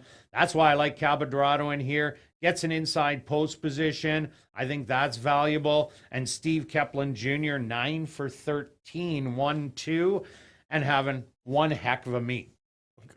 Completely. My third choice is, it happens to be the longest shot on the board. I'm a little concerned based on what I'm seeing on the closers, but I am going to have to mention her. And at 18 to 1, I think she can still end up in the trifecta somewhere, and maybe third or in the super fourth. Like the workout, we saw this, at least had a workout after a poor effort. Comparing this type of horse as a long shot we saw on the Monday race, we paid 103. This one maybe can't win it, but certainly can be in there. And with your selection or my selections being that we have 1 and 5, you got to find a price. And my price horse closing very late, hopefully not too far back, is the 2 at 15 to 1. So you might want to include that one. Yeah, my third selection, also a closer, number 4, Wits Gatto. Sat back in the field second last, but rallied down the lane to only get beat by 3 3/4 lengths. That was the first start of the year for Wits Gatto, so we'll get a lot out of that. Did come out of the same race as River Deputy, but I think the biggest difference is River Deputy has already run 6 times previous to that race where Wits Gatto was making the first start. So I think this horse goes forward, has a good running style. If there is a log jam on the front end, and Wits Gatto, 6 to 1. Yeah, and we're picking some closers because a few of the others we haven't mentioned. It also depends on the trip. You could get trapped on the rail on a speed horse that's tiring, and that could cost you. So the jockeys certainly have to put them in the right spot. Let's talk about, like I said, the 6 that does have the speed and is probably going to get the lead, because if you look pretty much every line, this horse finds a way to get the lead. Speed is holding a little bit early. It is early. We'll have to see if it continues. But if you think it is a speed bias track, you could consider that one if you think the horse can steal it and the 5 kind of lets the horse go. Well, I think this is way tougher than Storm Squall has gone against. There's some hard-knocking horses. The 3 Cara Mine could add to the speed. She's another one. If you look at last year, all ones on her program late in the year and up by 2 lengths, going in 22 and change. So if Cara Mine wakes up, that's just one more big speed horse. And what about the 7 Aerosphere? Another one with speed. Yeah, same thing. Duel woke up last time, was in a little bit higher. Same thing if maybe one of these horses can sit just off. If they all go out, like you said, the 3, 6, and 7, none of them are probably hanging around. But, you know, these jockeys are smart and they can try to figure out the pace and try something a little bit different to be there. But, yeah, wide open, speedy early. All right, let's go to our wagers here in race number 4. Pick 4 times stretch. What do you got? All right. Here we go. I'm going to go 1, 2, 4, 5 in the first leg. 1, 2, 3, 5, 8 in the 5th. Key in the 1, all in on the 1, and then taking all the contenders in the last 2, 3, 4, 5. It's $80. I think it's going to pay really well today. I just hopefully get my key in. The payouts have been big. Remember, we're over 40,000. I think we're going to get well over that. Oh, yeah, and myself, I got the 1, 4, 5 in here, the 2 and 8 in race 5. Race 6, the 1, 3, 4, 5, no keys for me, and 4 and 5 in the last. That ticket will cost $48, and of course, I'm alive in the show, so I have $35 after 3 races. I'm putting it on number 5, Cabo Dorado. Stretch, I seen you run. Did you go to the car? Yeah, and when you talk about no keys, I needed my keys to open up the car door to get the car change reload. 10 show on 1. All right, good luck with all your wagers here in race 4, and we'll see you back for race 5.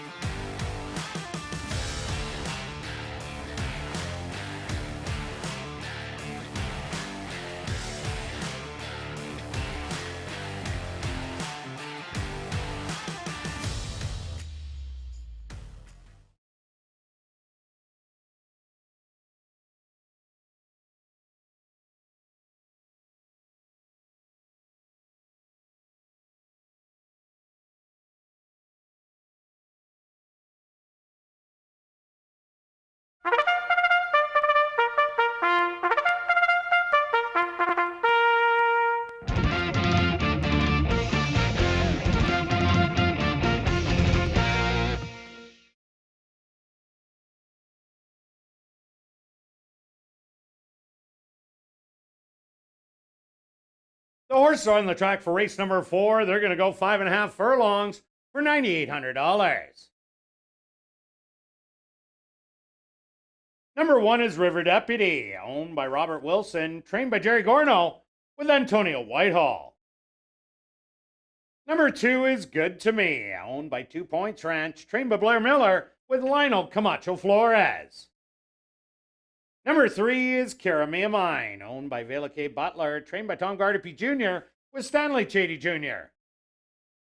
Number 4 is Wits Gatto, owned by Doug Mustard and trained with Chavi and Chow. Number 5 is Cabo Dorado, owned by Drop-In Racing and James Kaplan, trained by Steve Kaplan Jr. with Sheldon Chickeness. Number 6 is Storm Squall, owned by Manny Miaderos and Glenn Miller, trained by Jim Donnelly with Siobhan Bell. Rounding out the field is number 7, Aerosphere, owned by Henry Witt Jr., trained by Jerry Gorno, with Arthur Badu. $40,000 guaranteed pick 4 wagering kicks off right here in race number 4. They go to post in 3 minutes.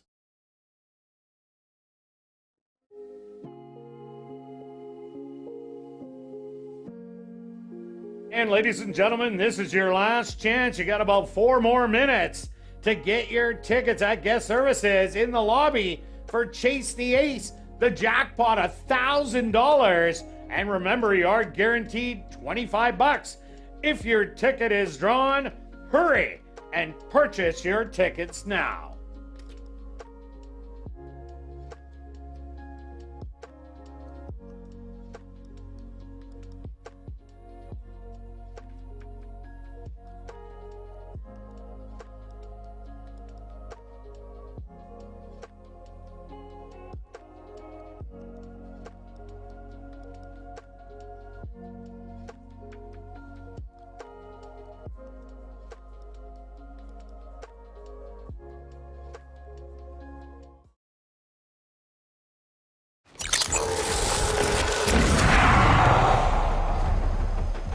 It's now 2 minutes to post time at ASD.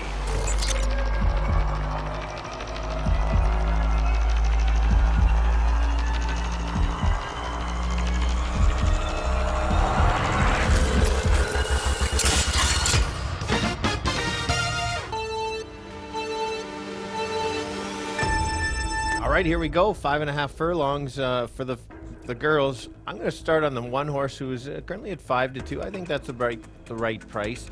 She's going to be sitting off the pace, waiting for all the speed to back up. Mid-pack, probably about 4 or 5 lengths back. Try to make that late run up the rail. Antonio's already done that today. So that's the horse there. The next one is the 5. She shows some speed. Sits up. I'm going to give you a bomber, and that's the 2. 13-1, almost the longest shot. Be closing late. Maybe pick up the pieces for third. 1-5-2. Yeah, Stretch, I like number 5, Cabo Dorado in here. This horse has tried in all 3 races here at the Downs. Never been worse than second. That last win was so easy, and I don't think she needs the lead. She can be a stalker, tucked right in behind that speed. Will get an inside post when she does break out of the gate. So I like the 5 and a late rally from the One River Deputy. So I'm 5-1 here in race 4.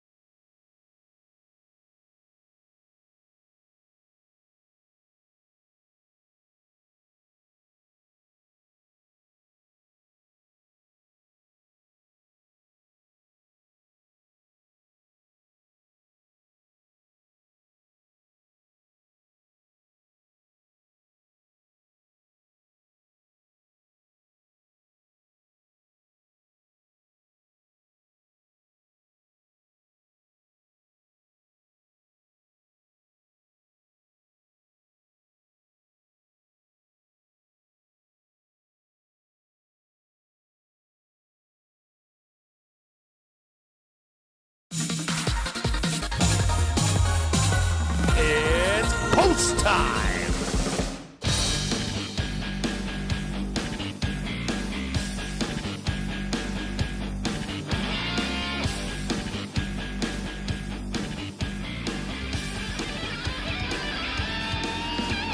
The gates are open for number 6, Storm Squall, who will be the first to go in.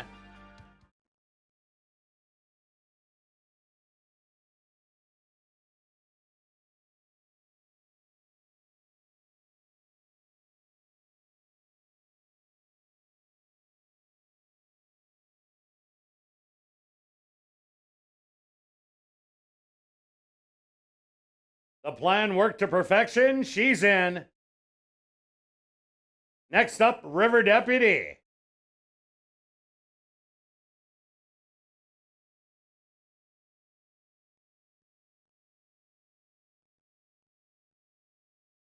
Good to me, set to go in.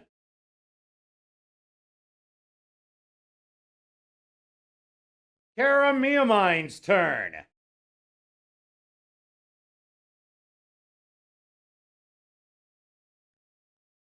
Witzgato stepping up. And in. 2 left to load. Cabo Dorado.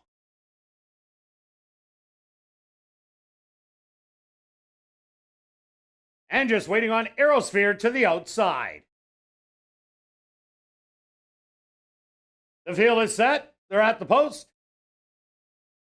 And they're off. Cara Miamine sent out a running, but in between horses, so is Cabo Dorado.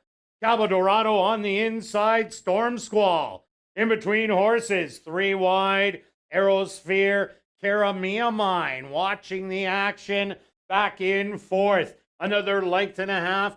River Deputy on the inside, to her outside, Witzgato. And well back to the early trailer, Good to Me.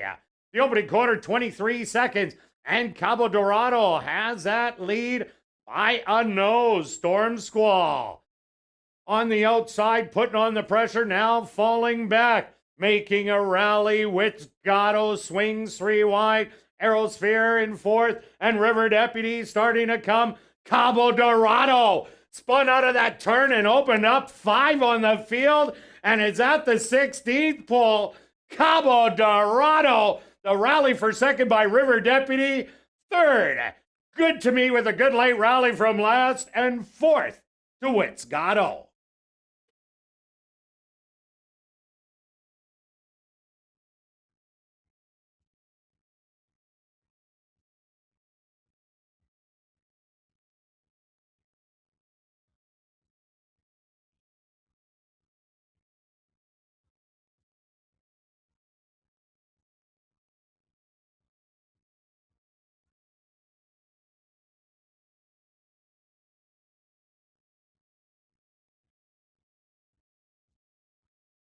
Stewards opposed to number 5, Cabo Dorado. As your race winner, a photograph has been called to determine the place and show positions. They went the opening quarter, 23 seconds. The half, 47 seconds. Time for the 5.5 furlongs, 106 and 2.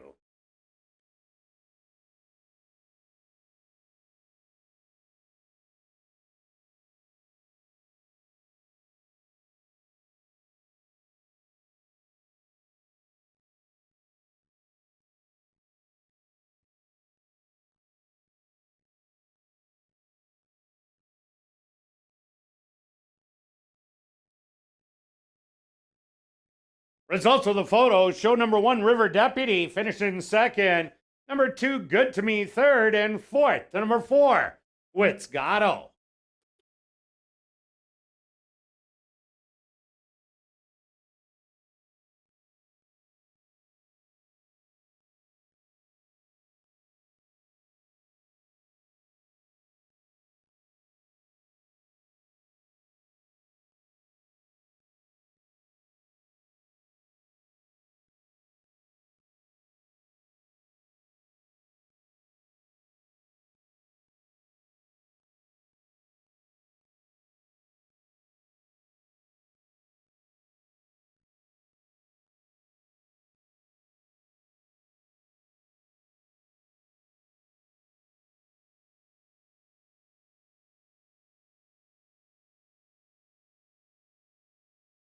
Now entering the winner's enclosure, the official winner here in race number 4, that's number 5, Cabo Dorado.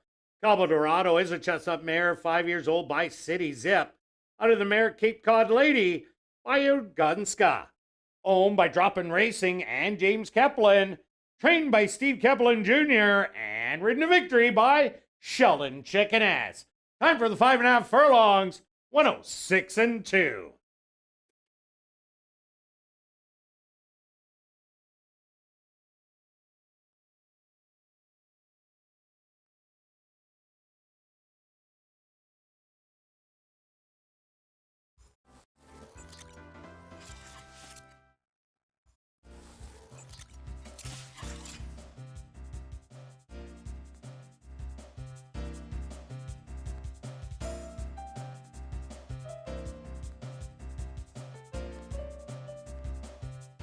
Race 4 is official in the upcoming 5th race. Number 4, Yankee Cat. The claiming price should read $6,250. Once again, in this 5th race, number 4, Yankee Cat. The claiming price, $6,250. Post time for race number 5, 19 minutes away.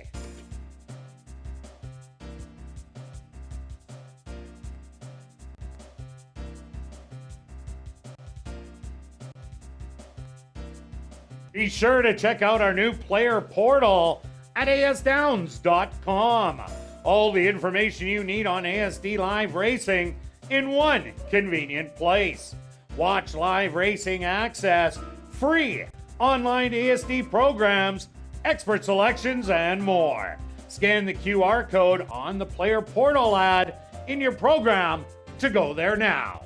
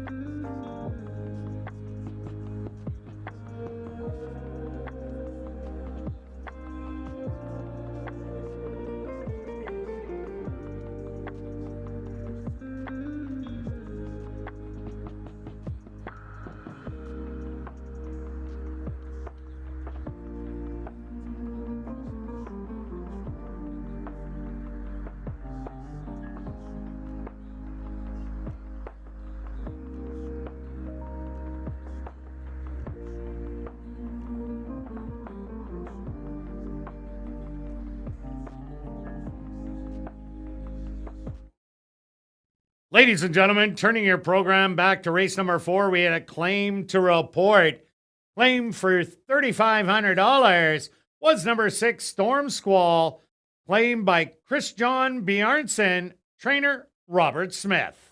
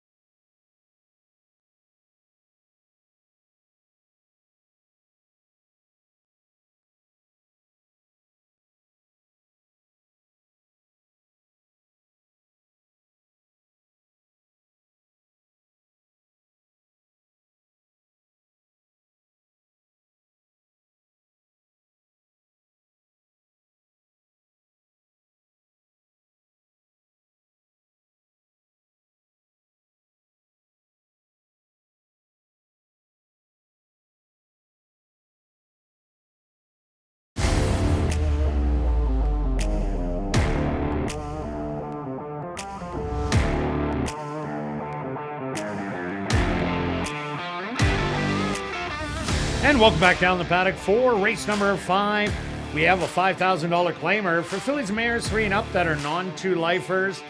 Only going to go 5 furlongs. Quick look back at race number 4. Well, the speed duel was there and ended up being 5, 6, and 7. But then just 5 and 6 and 5 put them all away. Yeah, 5 is just slightly classier than this bunch, and we've seen that. That's why I liked the horse the last couple times. And speed's carrying a little bit.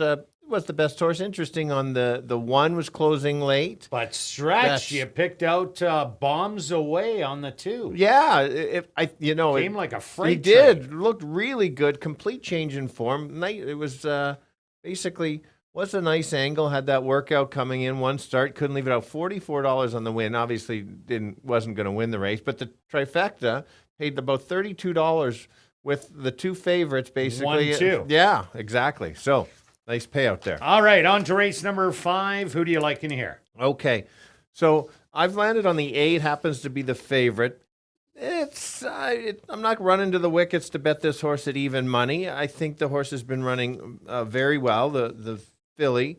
I like that I like the race 2 back even more than the last race, simply because the horse can kind of stalk, and I think you've got to stalk in this race, or at least be close and not get caught up in an all-out duel.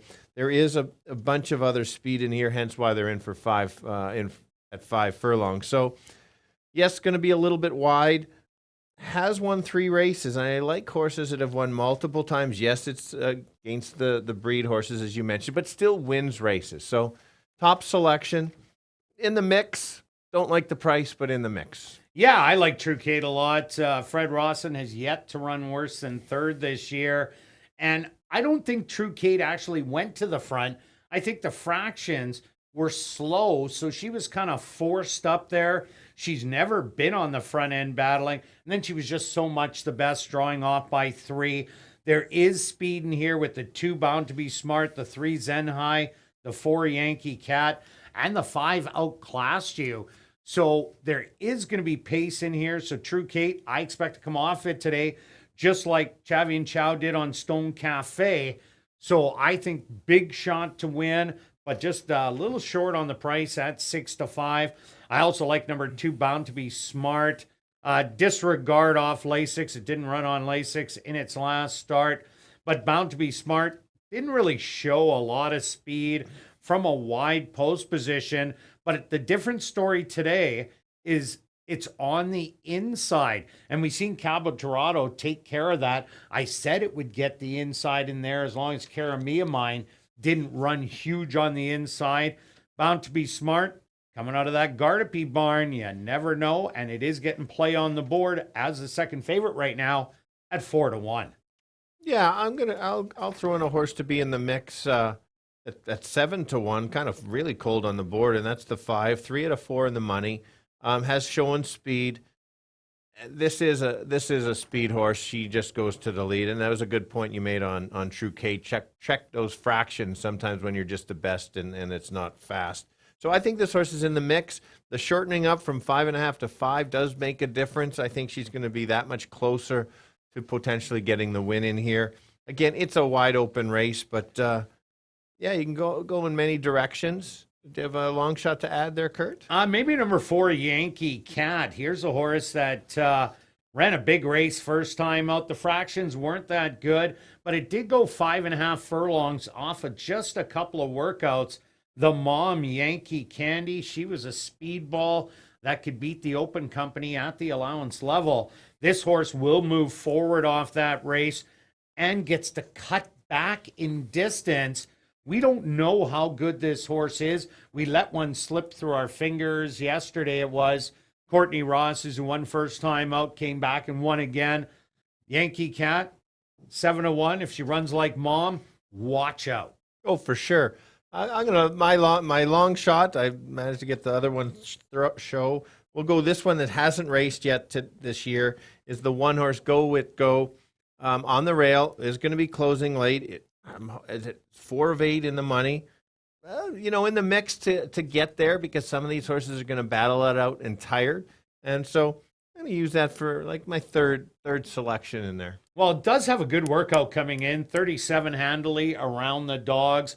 So went 6 wide on the racetrack around to do that workout and has a little bit of off-the-pace running style. Also look at number 3, Zen High, coming out of the Shelley Brown barn. Big races back-to-back in the maiden caliber, getting the job done 2 outs ago. Last time out, Lady Nyla was just way too good, and Zen High couldn't get close, pressing 3 wide. But this is a horse that could rebound and run a better race. Oh, for sure. Plus, as mentioned, we're cutting back from all the way from 6 to 5, and I think that makes a huge difference for this horse. And if you look back, remember the first race that we said, oh, how much she's improving already. So good call there. And was beaten by Inspiratus, who we seen run second to Burrow Down in the stake race in race number 3, the Jack Hardy. So Zen High might be better the shorter they go. Yes, good point. Remember, we're going 5. Just to mention the pick 4, there was over 80,000, 86,000 in the pick 4. Thanks, everybody, for playing. There's almost just over 36,000 still remaining. Lots of live tickets. If you're on the 8, that's kind of the most popular one. If you got a few others, the payout starts to pay quite well. And if Go It Go gets there, wow, it's going to be jackpot time. All right, let's go to our wagers here in race 5. And Stretch, you're going to start us off again. Okay, we're going to try an exactor wheel here. And that is a $2 exactor wheel, 5 and 8 with 1, 3, 5 and 8. Just $12. You'll see how we don't spend lots on races we don't like a lot, and that's what this case is. So if you want to do a $1 exacta wheel, 5 and 8, they have to win with 1, 3, 5 and 8. That would be $6. All right, myself, I'm going after the triactor. I'm taking 2, 8, 2, 8 with 1, 3, 4, 5. And then I'm going to do the wedge. 2, 8 with 1, 3, 4, 5 with 2, 8. Each of those wheels, $8 each, will cost you $16. And the show parlay still alive. I'm going to go a little chalky in here. I'm going to number 8, True Kate, $42 to show. And Stretch, the car change, got you alive yes, again. Yes, it did. I went conservative. That's okay. I've asked for a bit of advice. Beth has been helping me out on this one. So Beth's show, it's under my name. I take the credit if it wins, if it loses, we'll hear it. Well, she's still waiting for that purse you For promised sure her. I did. The Gucci purse For sure. from 2020, I think it was. 13 show on 3. Thanks, Beth. All right. Good luck with all your wagers here in race number 5, and we'll see you back for race 6.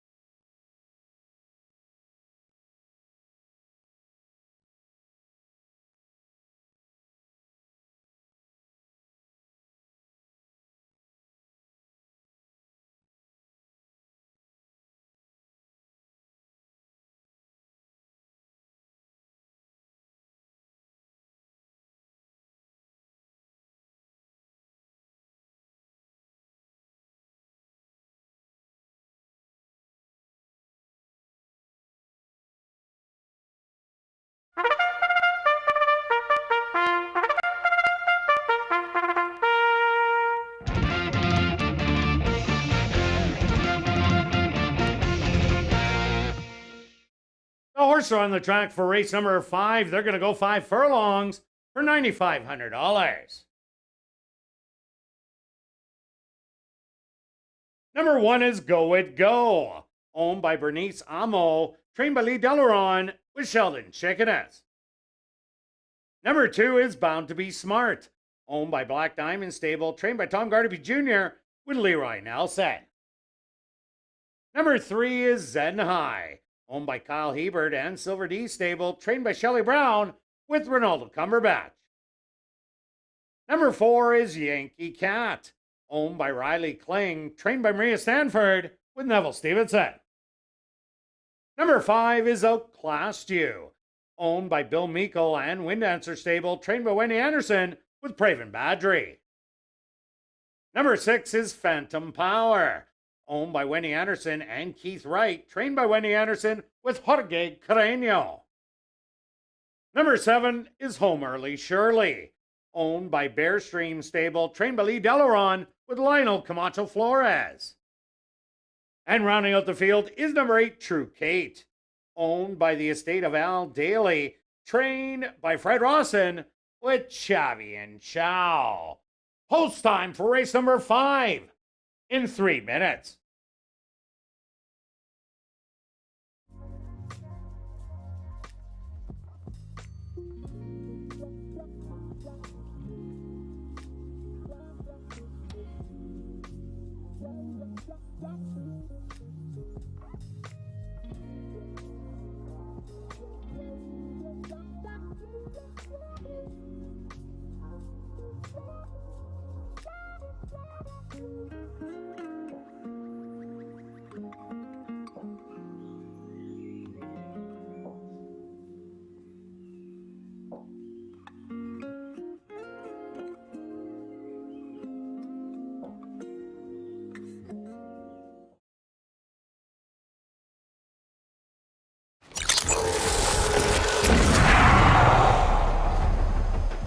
It's now 2 minutes to post time at ASD.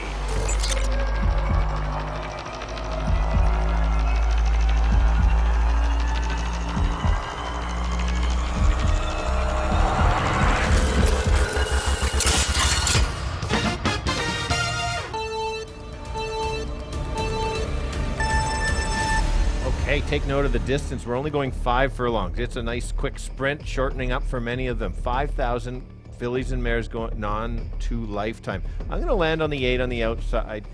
It is the most likely winner, but at 3 to 5, you just can't play that horse to win. Horse is probably going to stalk, make some move. Another horse to consider to be in the mix is the 5.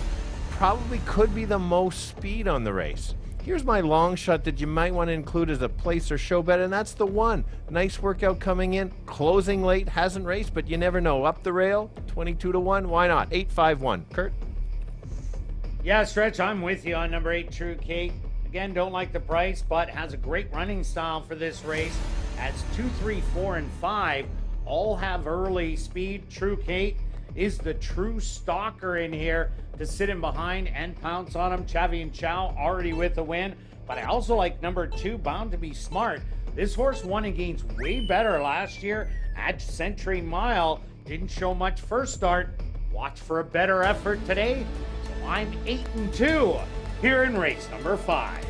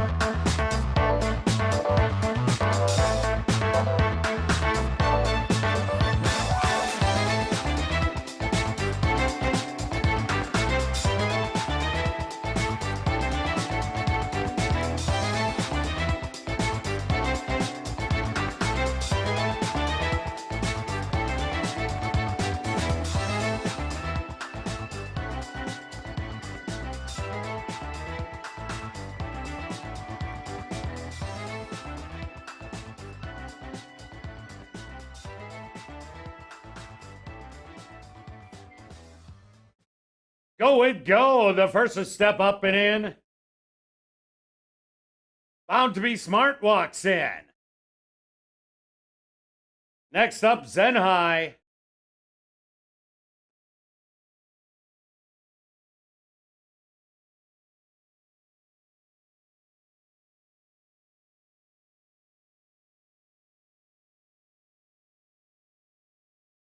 Yankee Cat walking up.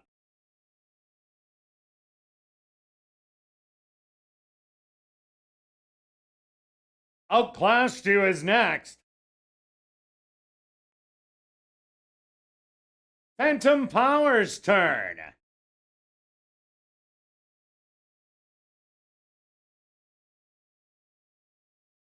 Now just 2 left to load. Home Early Shirley.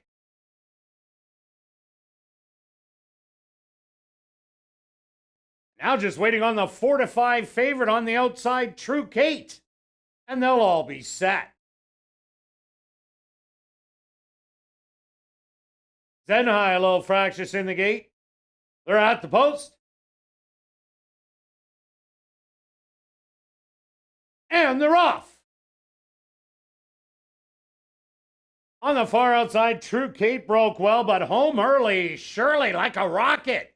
Straight out to grab the early lead by 2 lengths. In between horses, Outclassed You, 3 wide, True Kate. To her inside, running as a pair, Bound to Be Smart, and Zenhai. Another 2 lengths back, Go It Go, Yankee Cat, and the early trailer, Phantom Power. 23-1 the opening quarter, and Home Early Shirley. Loving it on the front by a length.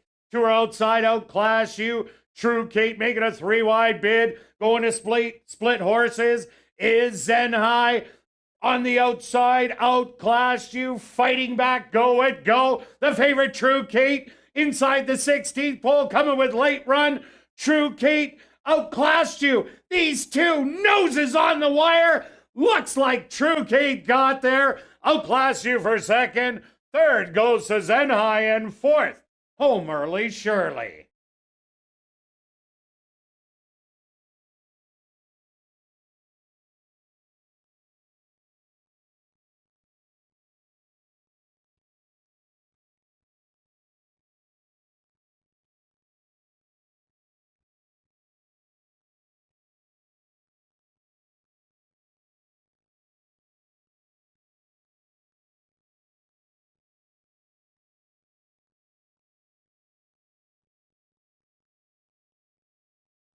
The stewards have requested a photograph to determine the winning horse. They went the opening quarter 23-1, the half 47-1.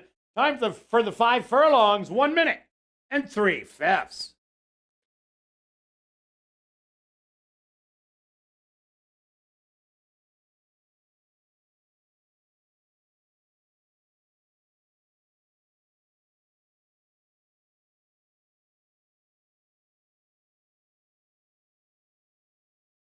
Results of the photos show the winner, number 8, True Kate. Second goes to number 5, Outclass You. Third to number 3, Zenhai. And fourth to number 7, Home Early Shirley.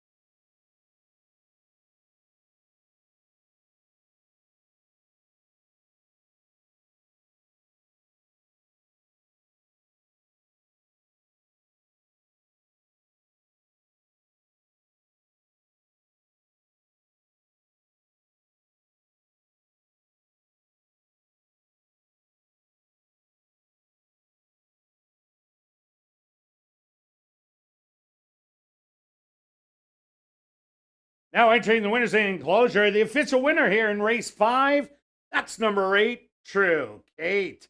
True Kate is a bay filly, 4 years old by True Sense, out of the mare Commando Kate by Going Commando. Owned by Al Daly Estate Stable, trained by Fred Rawson, and ridden to victory by Chavi and Chow. Time for the 5 furlongs, 1 minute and 3/5. Number 8, True Kate, was proudly bred right here in Manitoba by Al Daly. Also, congratulations goes out to jockey Chavi and Chow, who scores the double. 2 wins for jockey Chavi and Chow. Race 5 is official in the upcoming 6th race. Scratch number 9, Spy a Star. Once again, in this sixth race, scratch number 9, Spy a Star. We're going to kick off late double wagering. Here in race 6, they go to post in 21 minutes.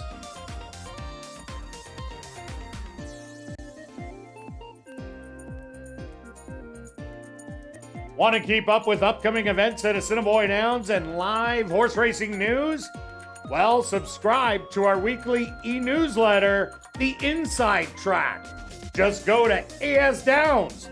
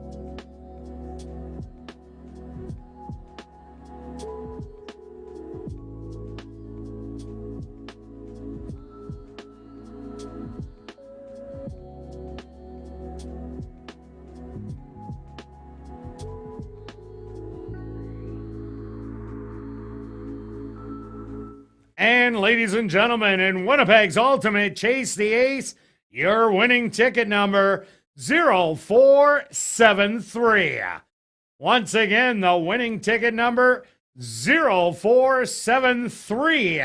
In Winnipeg's Ultimate Chase the Ace, you have 5 minutes To report to get services on the main floor, South End.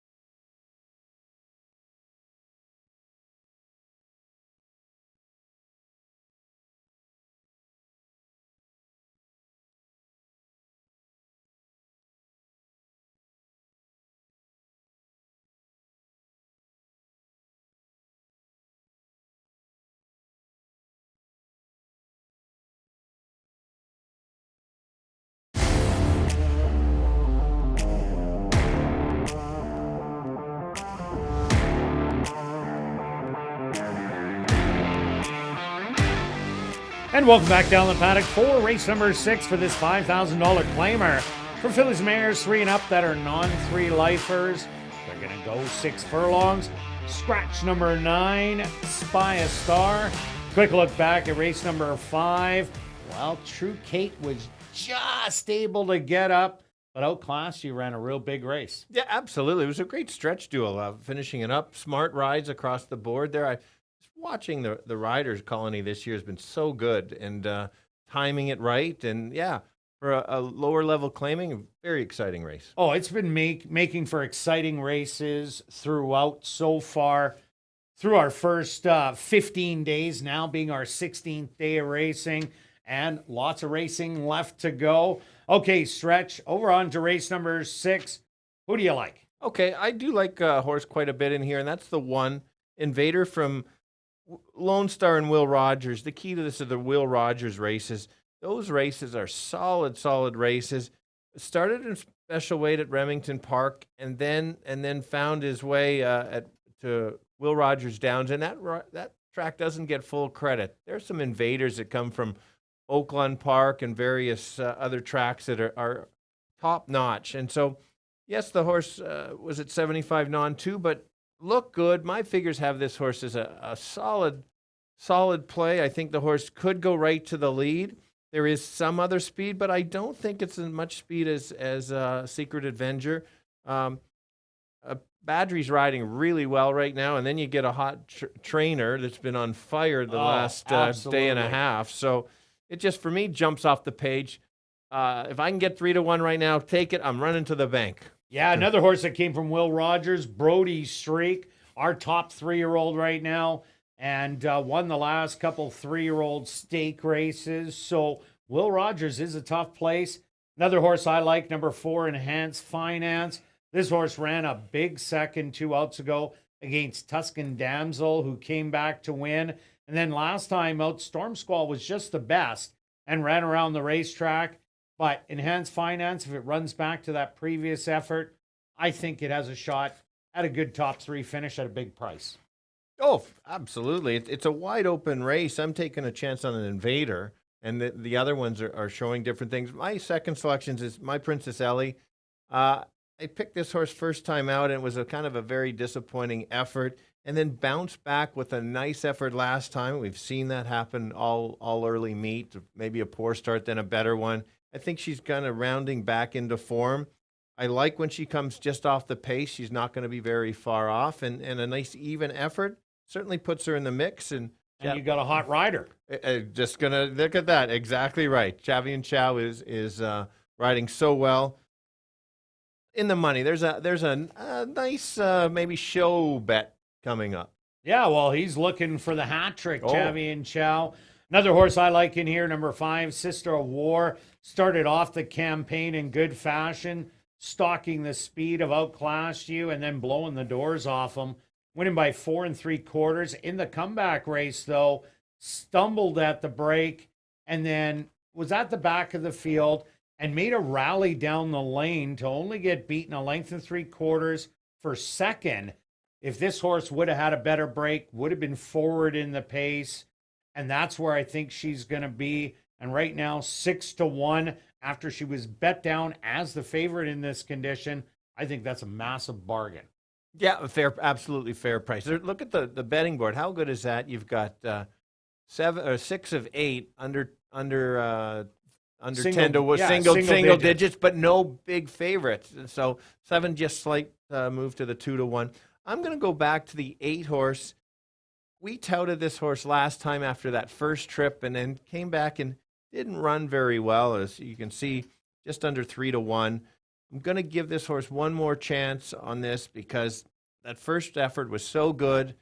I know that's always the way. If as a horse player, you like a horse a lot, and then you go off, you see something, then leave him off the bad race, and sure enough, pays big odds. So that's what I'm doing on this one, giving her one more chance. 5-1, I'd like to be a little bit higher odds, but run back to the 2 back could be there. Yep, another horse to look at, number 7, Fire on Command. Taking a lot of money on the board currently, the 5-2 favorite. Fire on Command last year had 2 wins, a second and 3/3. So was 6 for 8 in the money. Went from Assiniboia Downs, took the drop to the 5-2 lifer, and was the big favorite. Got it done. Then went over to Lethbridge, got an easy win in the allowance condition, and then went in the stake race there and ran a very credible second-place finish. Sheldon Chickeness was aboard those 2 starts.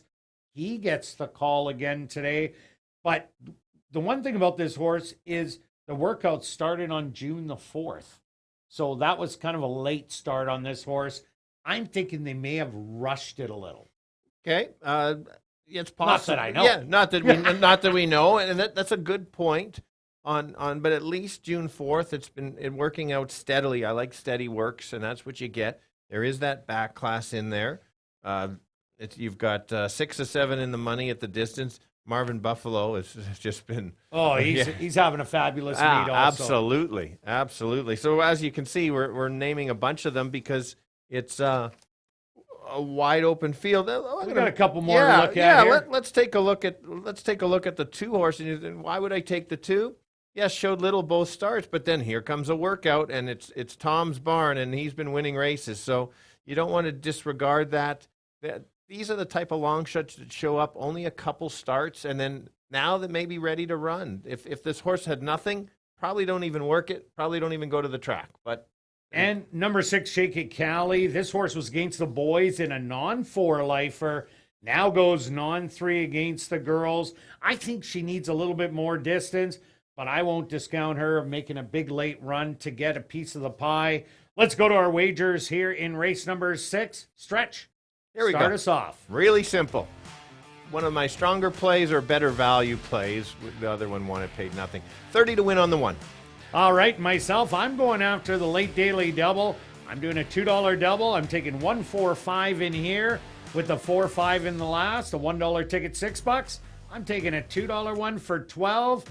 And that show parlay is still alive.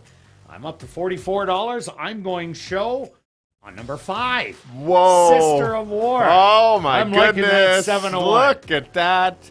Okay, I hit my show. Oh, well, Beth helped me hit the show. Let's go here. Yeah, you did it, Stretch. Yeah, no, well, I won. Anyway, all right, Beth, what are we going with today on this one? We're up to 15, and we're going to go show on the All 3. right, Beth is continuing helping me make some money, so we've got 15 show on the 3. Doesn't matter how you make the money. So if Beth's going to help you out, great show.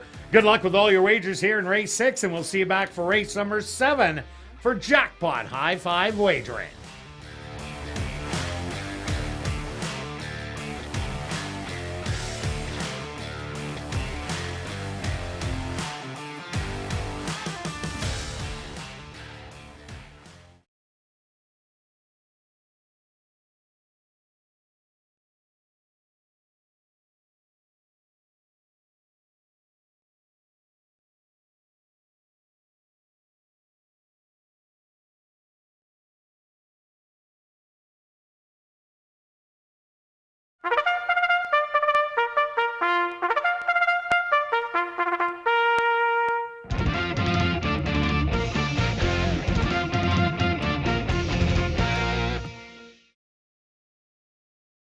Horses are on the track for race number 6. They're going to go 6 furlongs for $9,600.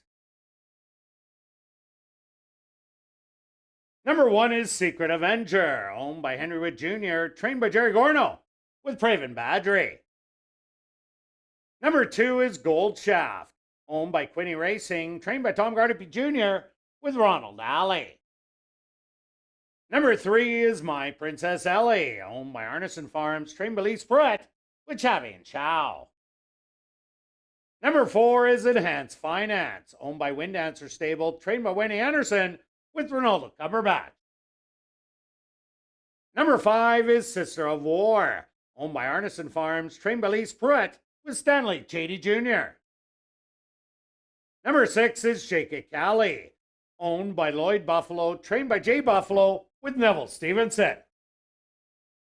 Number 7 is Fire on Command, owned by Arnold Suster, trained by Marvin Buffalo with Sheldon Chickanes. Number 8 is La Chica de Fuego, owned by Just for Kick Stable, trained by Sean Morin with Lionel Camacho Flores. Number 9, Spy a Star, was scratched. Holds time for race number 6 in 3 minutes. And ladies and gentlemen, if I can have your attention, please, Jim Donnelly or Manny Miaderos, that's Jim Donnelly or Manny Miaderos, please call extension 230. Jim Donnelly or Manny Miaderos, please call extension 230.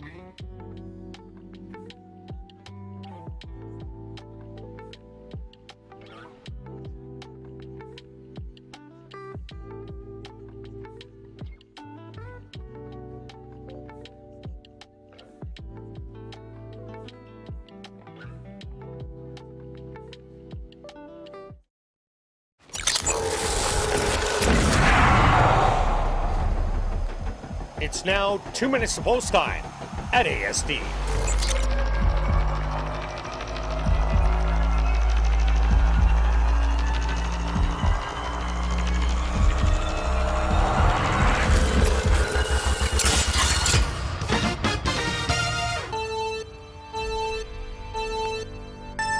Here we go, 6 furlongs.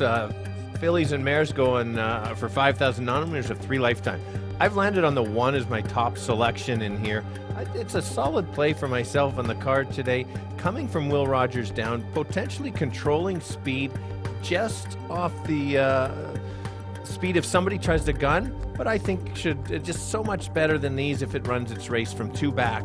Others to consider would be the 3 horse. She's better off the pace at 6-1. There's a nice one. Don't forget about the 8. We liked them last time, didn't run that well, but now we're getting 7-1. So I'm going to give you 1, 3, 8.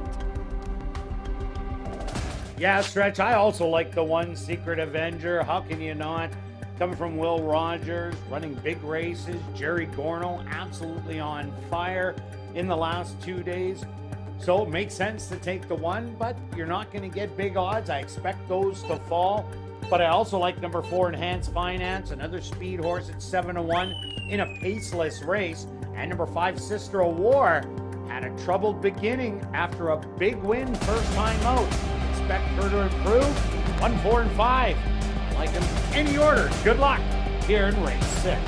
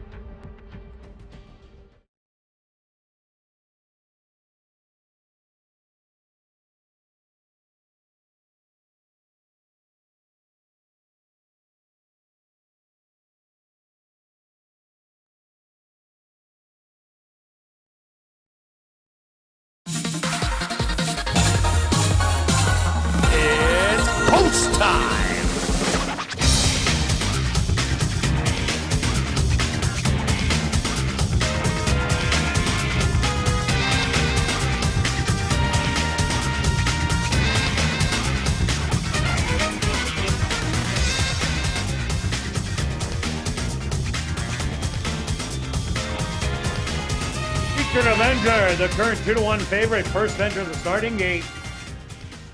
Next in, Gold Shaft. My Princess Ellie, ready to find her spot. Enhanced Finance goes in. Sister of War. She steps up and in. Shake It Callie's turn. Very quick load. Just 2 left to go. Fire on command.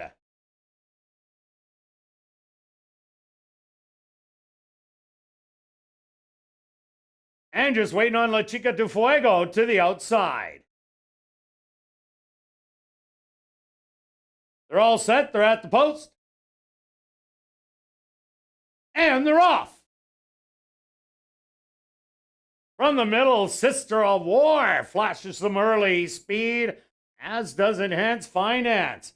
Now Secret Avenger going after that lead with Enhanced Finance. Sister of War will settle back in third. A gap of 4 more lengths back to My Princess Ellie. 3 more to Gold Shaft and Shake It Cali. Moving up the inside, La Chica de Fuego. And the early trailer, Fire on Command. 23 seconds the opening quarter. And Secret Avenger now has the lead by a length and a half. Back to second, Enhanced Finance. On the outside, Sister of War, My Princess Ellie. Gonna try and sneak between, making a rally. La Chica de Fuego, the half, 47 seconds. They hit the head of the lane, and it's Secret Avenger. Now up by 3, My Princess Ellie. On the outside in second, coming up, La Chica de Fuego. Sister of War to the far outside. They're at the 16th pole. Secret Avenger is gonna get it done as the favorite. La Chica de Fuego is second. Very close for third between My Princess Ellie and Gold Shaft.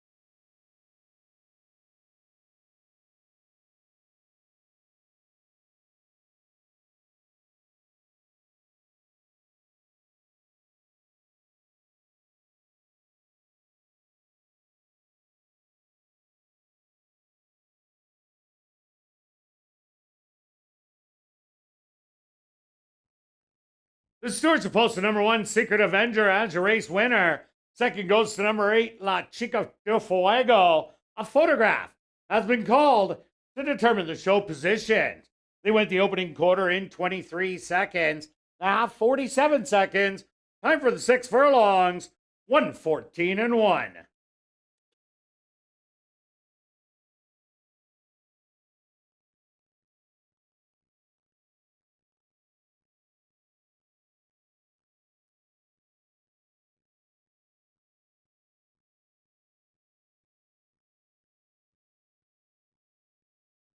Now entering the winner's enclosure, the unofficial winner here in race number 6. That's number 1, Secret Avenger. Secret Avenger is a chestnut filly, 3 years old, by Poseidon's Warrior, out of the mare Gold Point Gal by Deputy Commander. Owned by Henry Witt Jr., trained by Jerry Garno, and ridden to victory by Praven Badri. Time for the 6 furlongs, 1:14 and 1. Results of the photo show number 2, Gold Shaft, finishing third. Fourth goes to number 3, My Princess Ellie. Congratulations goes out to trainer Jerry Garno, who scores the double. 2 wins for trainer Jerry Garno.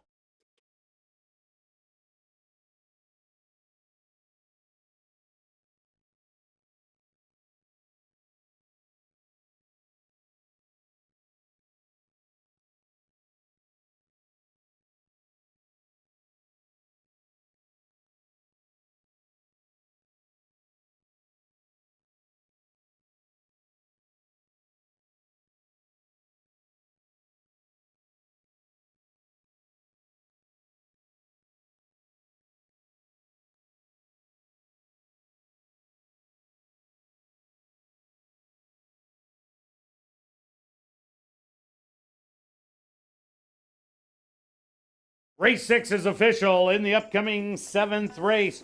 Jackpot High 5 wagering Scratch number 6, One Sky. Number 2, Strong Belief, will race with blinkers on. Once again, in this is 7th race, number 2, Strong Belief, an equipment change, blinkers on, and scratch number 6, One Sky. Jackpot high five wagering. Here in race number 7, they go to post in 22 minutes.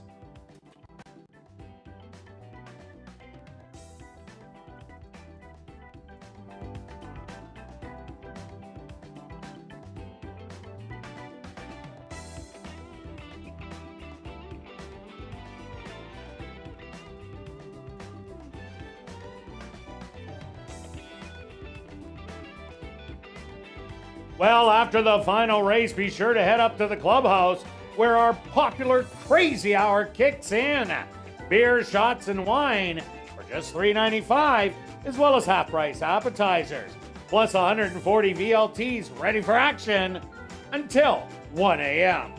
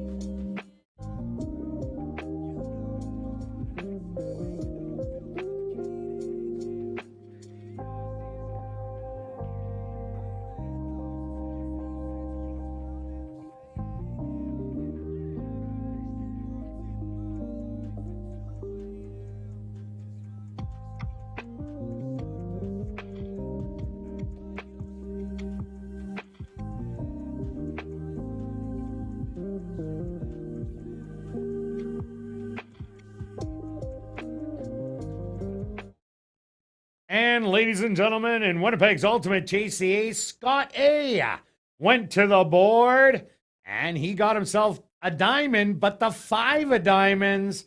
So he'll take home $25 and the jackpot stays at $1,000 for Winnipeg's Ultimate Chase the Ace.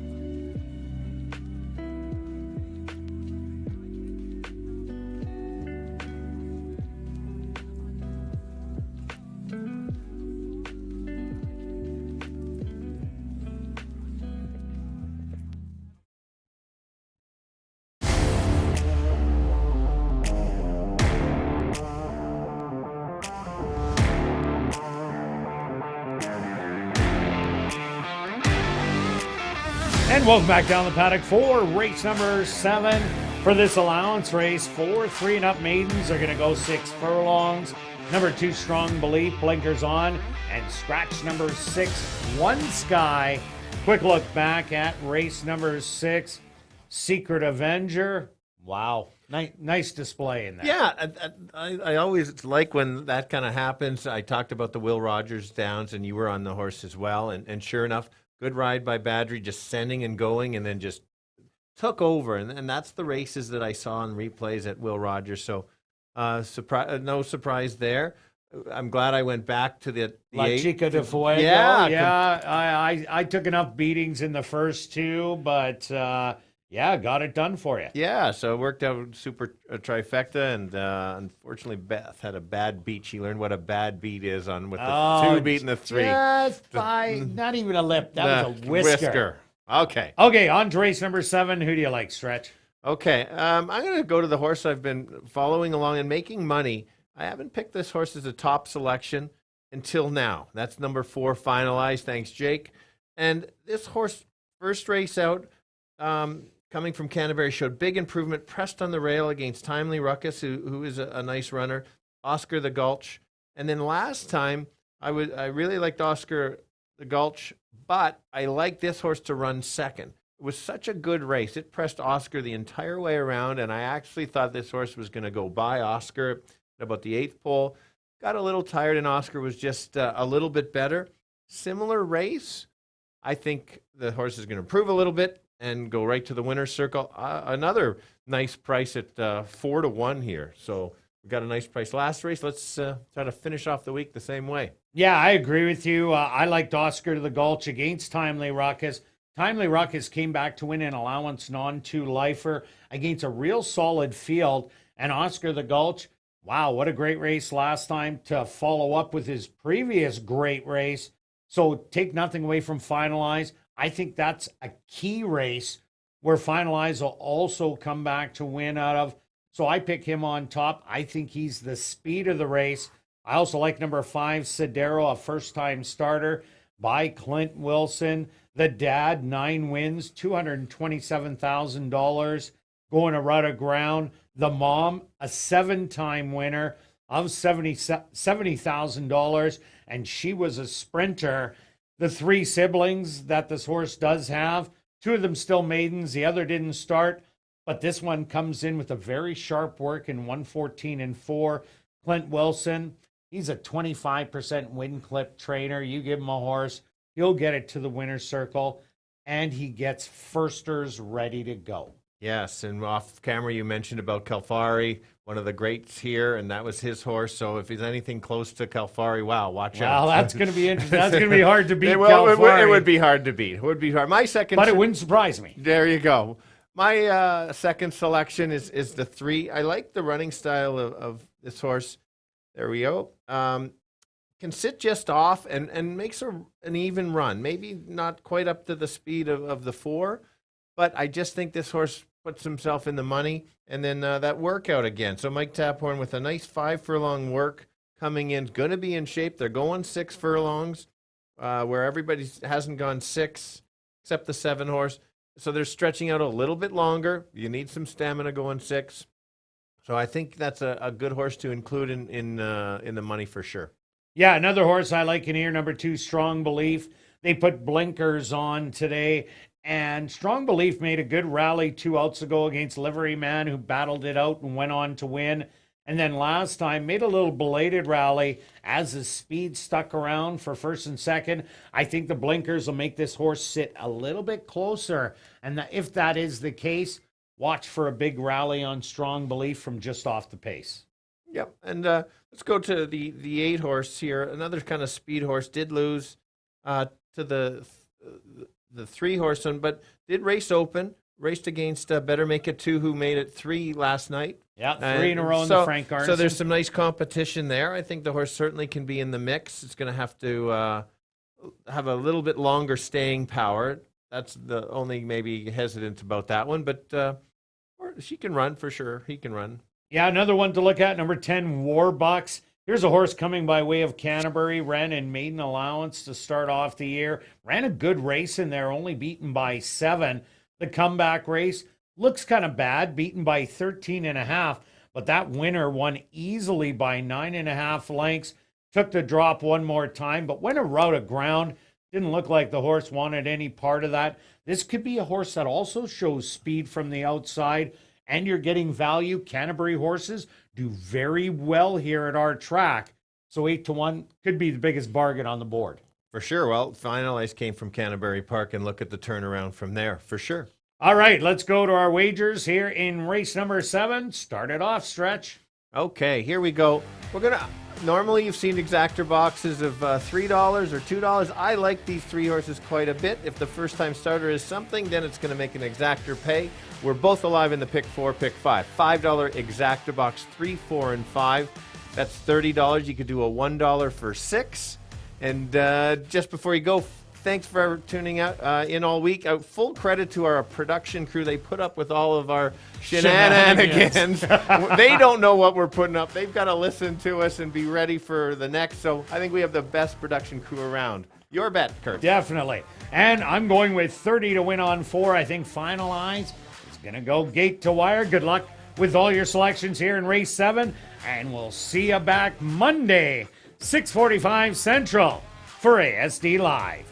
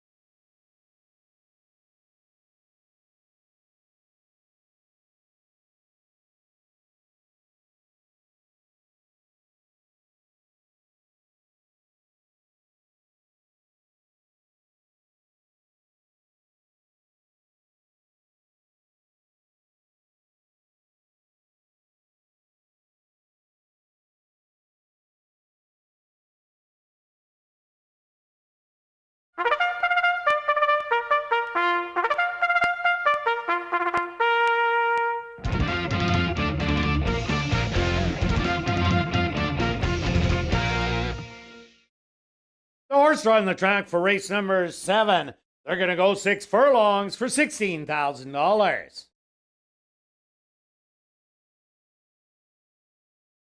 Number 1 is Jersey Shadow, owned by Starfield Stable, trained by Tiffany Husbands with Stanley Chady Jr. Number 2 is Strong Belief, owned by Shelley Brown, Anderson Livestock Stable, and the estate of Harvey Warner, trained by Shelley Brown with Jorge Carreño. Number 3 is Daddy's Rare Edition, owned by Harrington Stables, trained by Mike Taphorn with Neville Stevenson. Number 4 is Final Eyes, owned by Shelley Brown and the estate of Harvey Warner, trained by Shelley Brown with Ronald Alley.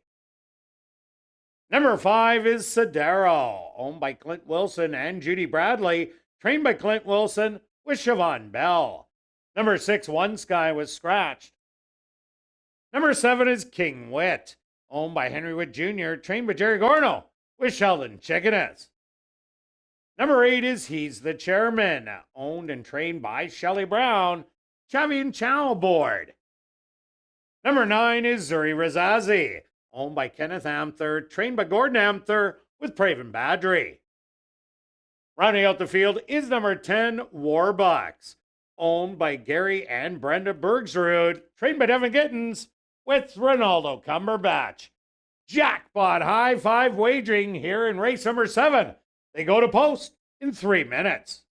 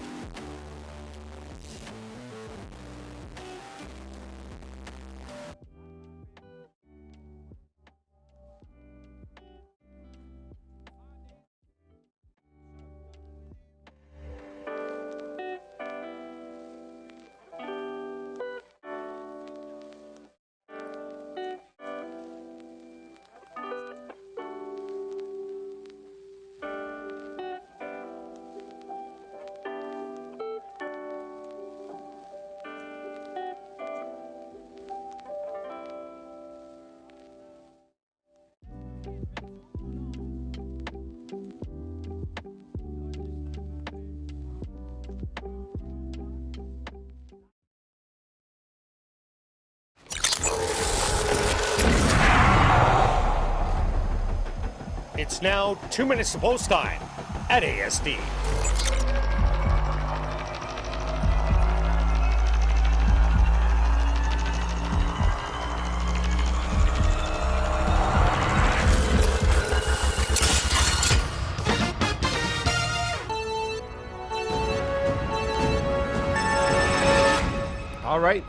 All right, last race of the week. It's been a really good week. We're maiden special weight horses that have not won a race lifetime. We're going 6 furlongs. I've landed on the 4, getting a really nice price at 5-2.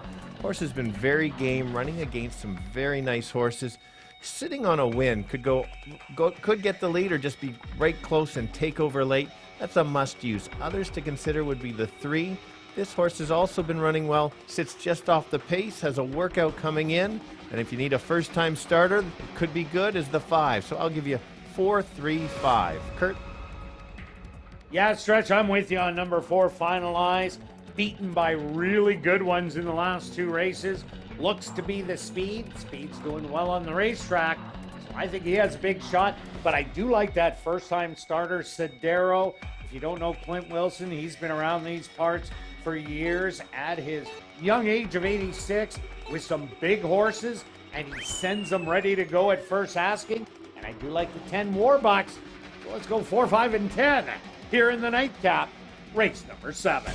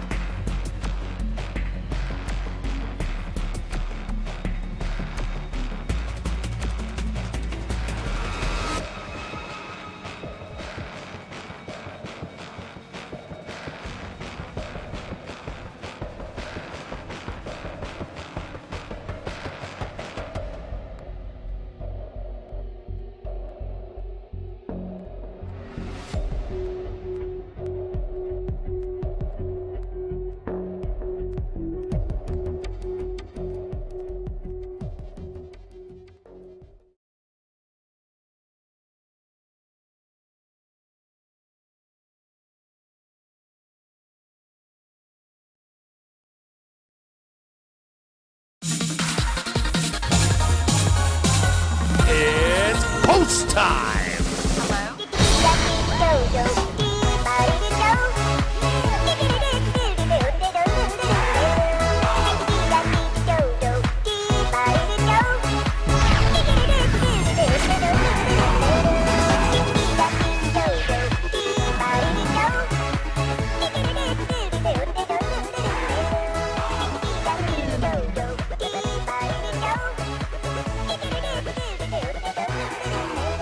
Jersey Shadow, the first to enter the starting gate for the nightcap. Strong Belief moves in.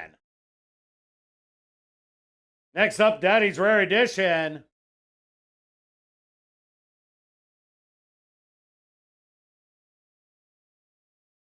Finalize the current 8-5 favorite, set to go.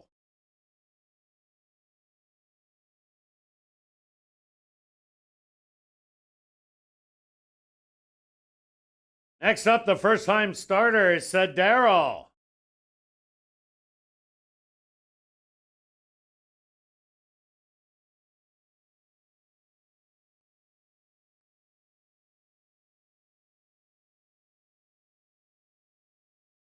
King Wit ready to move in.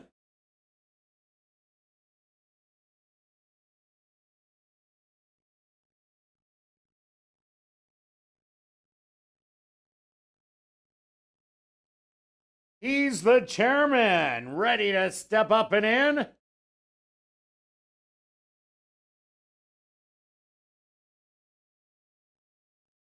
Now just 2 left to load. Zuri Razazi.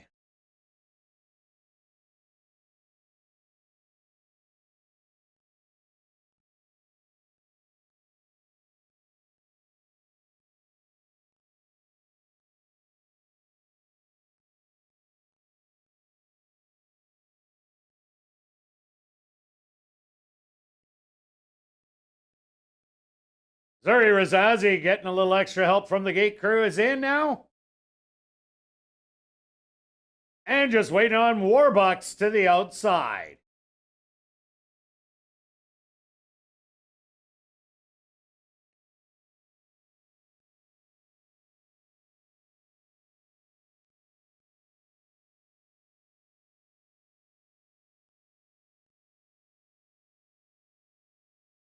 They're all set. They're at the post.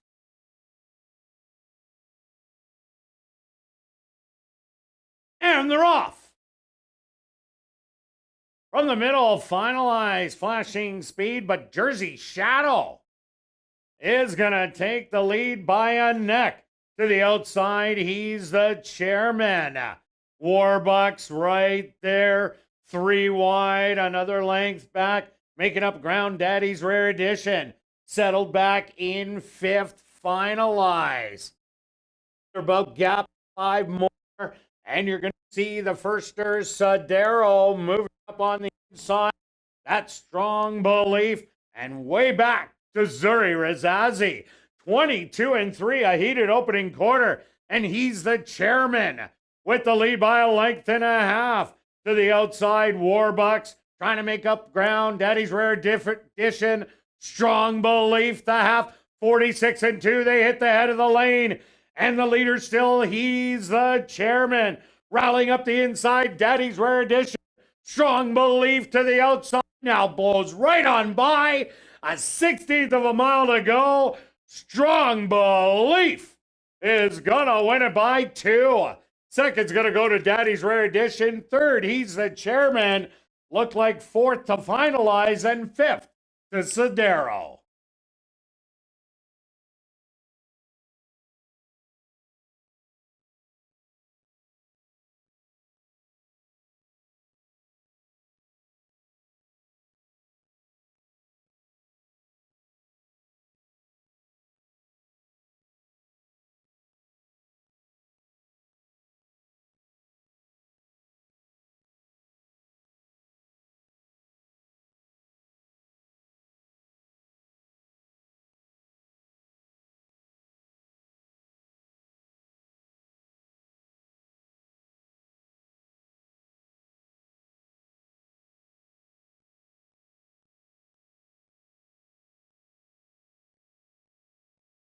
The Stewart's supposed to number 2, Strong Belief, as your race winner. Second goes to number 3, Daddy's Rare Edition. Third to number 8, He's the Chairman. A Photograph to determine the 4th and 5th place finishers. They went the opening quarter 22-3, the half 46-2. Time for the 6 furlongs, 1:13.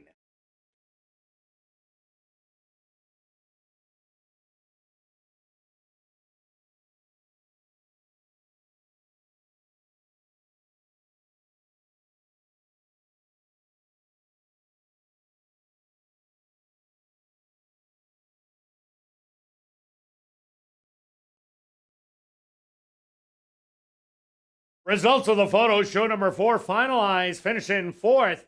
Number 5 Sidero was 5th.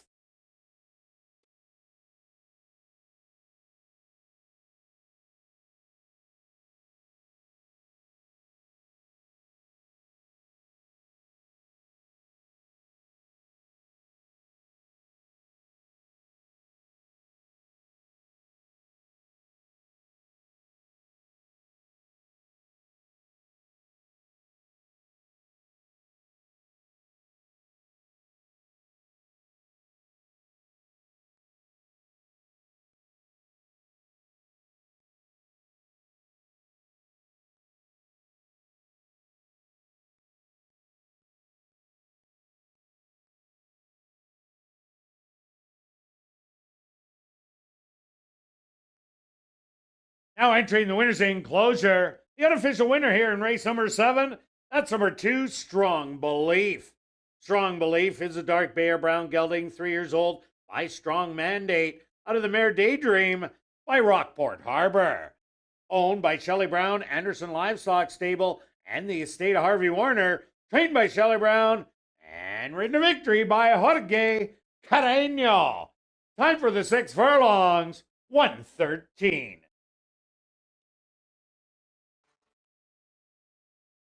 Now head up to the clubhouse and enjoy Crazy Hour on the second level. Beer, shots, and wine, $3.95, and half-price appetizers. Racing resumes next Monday, Tuesday, and Wednesday. See you then. Those on hand, head up to the clubhouse for Crazy Hour.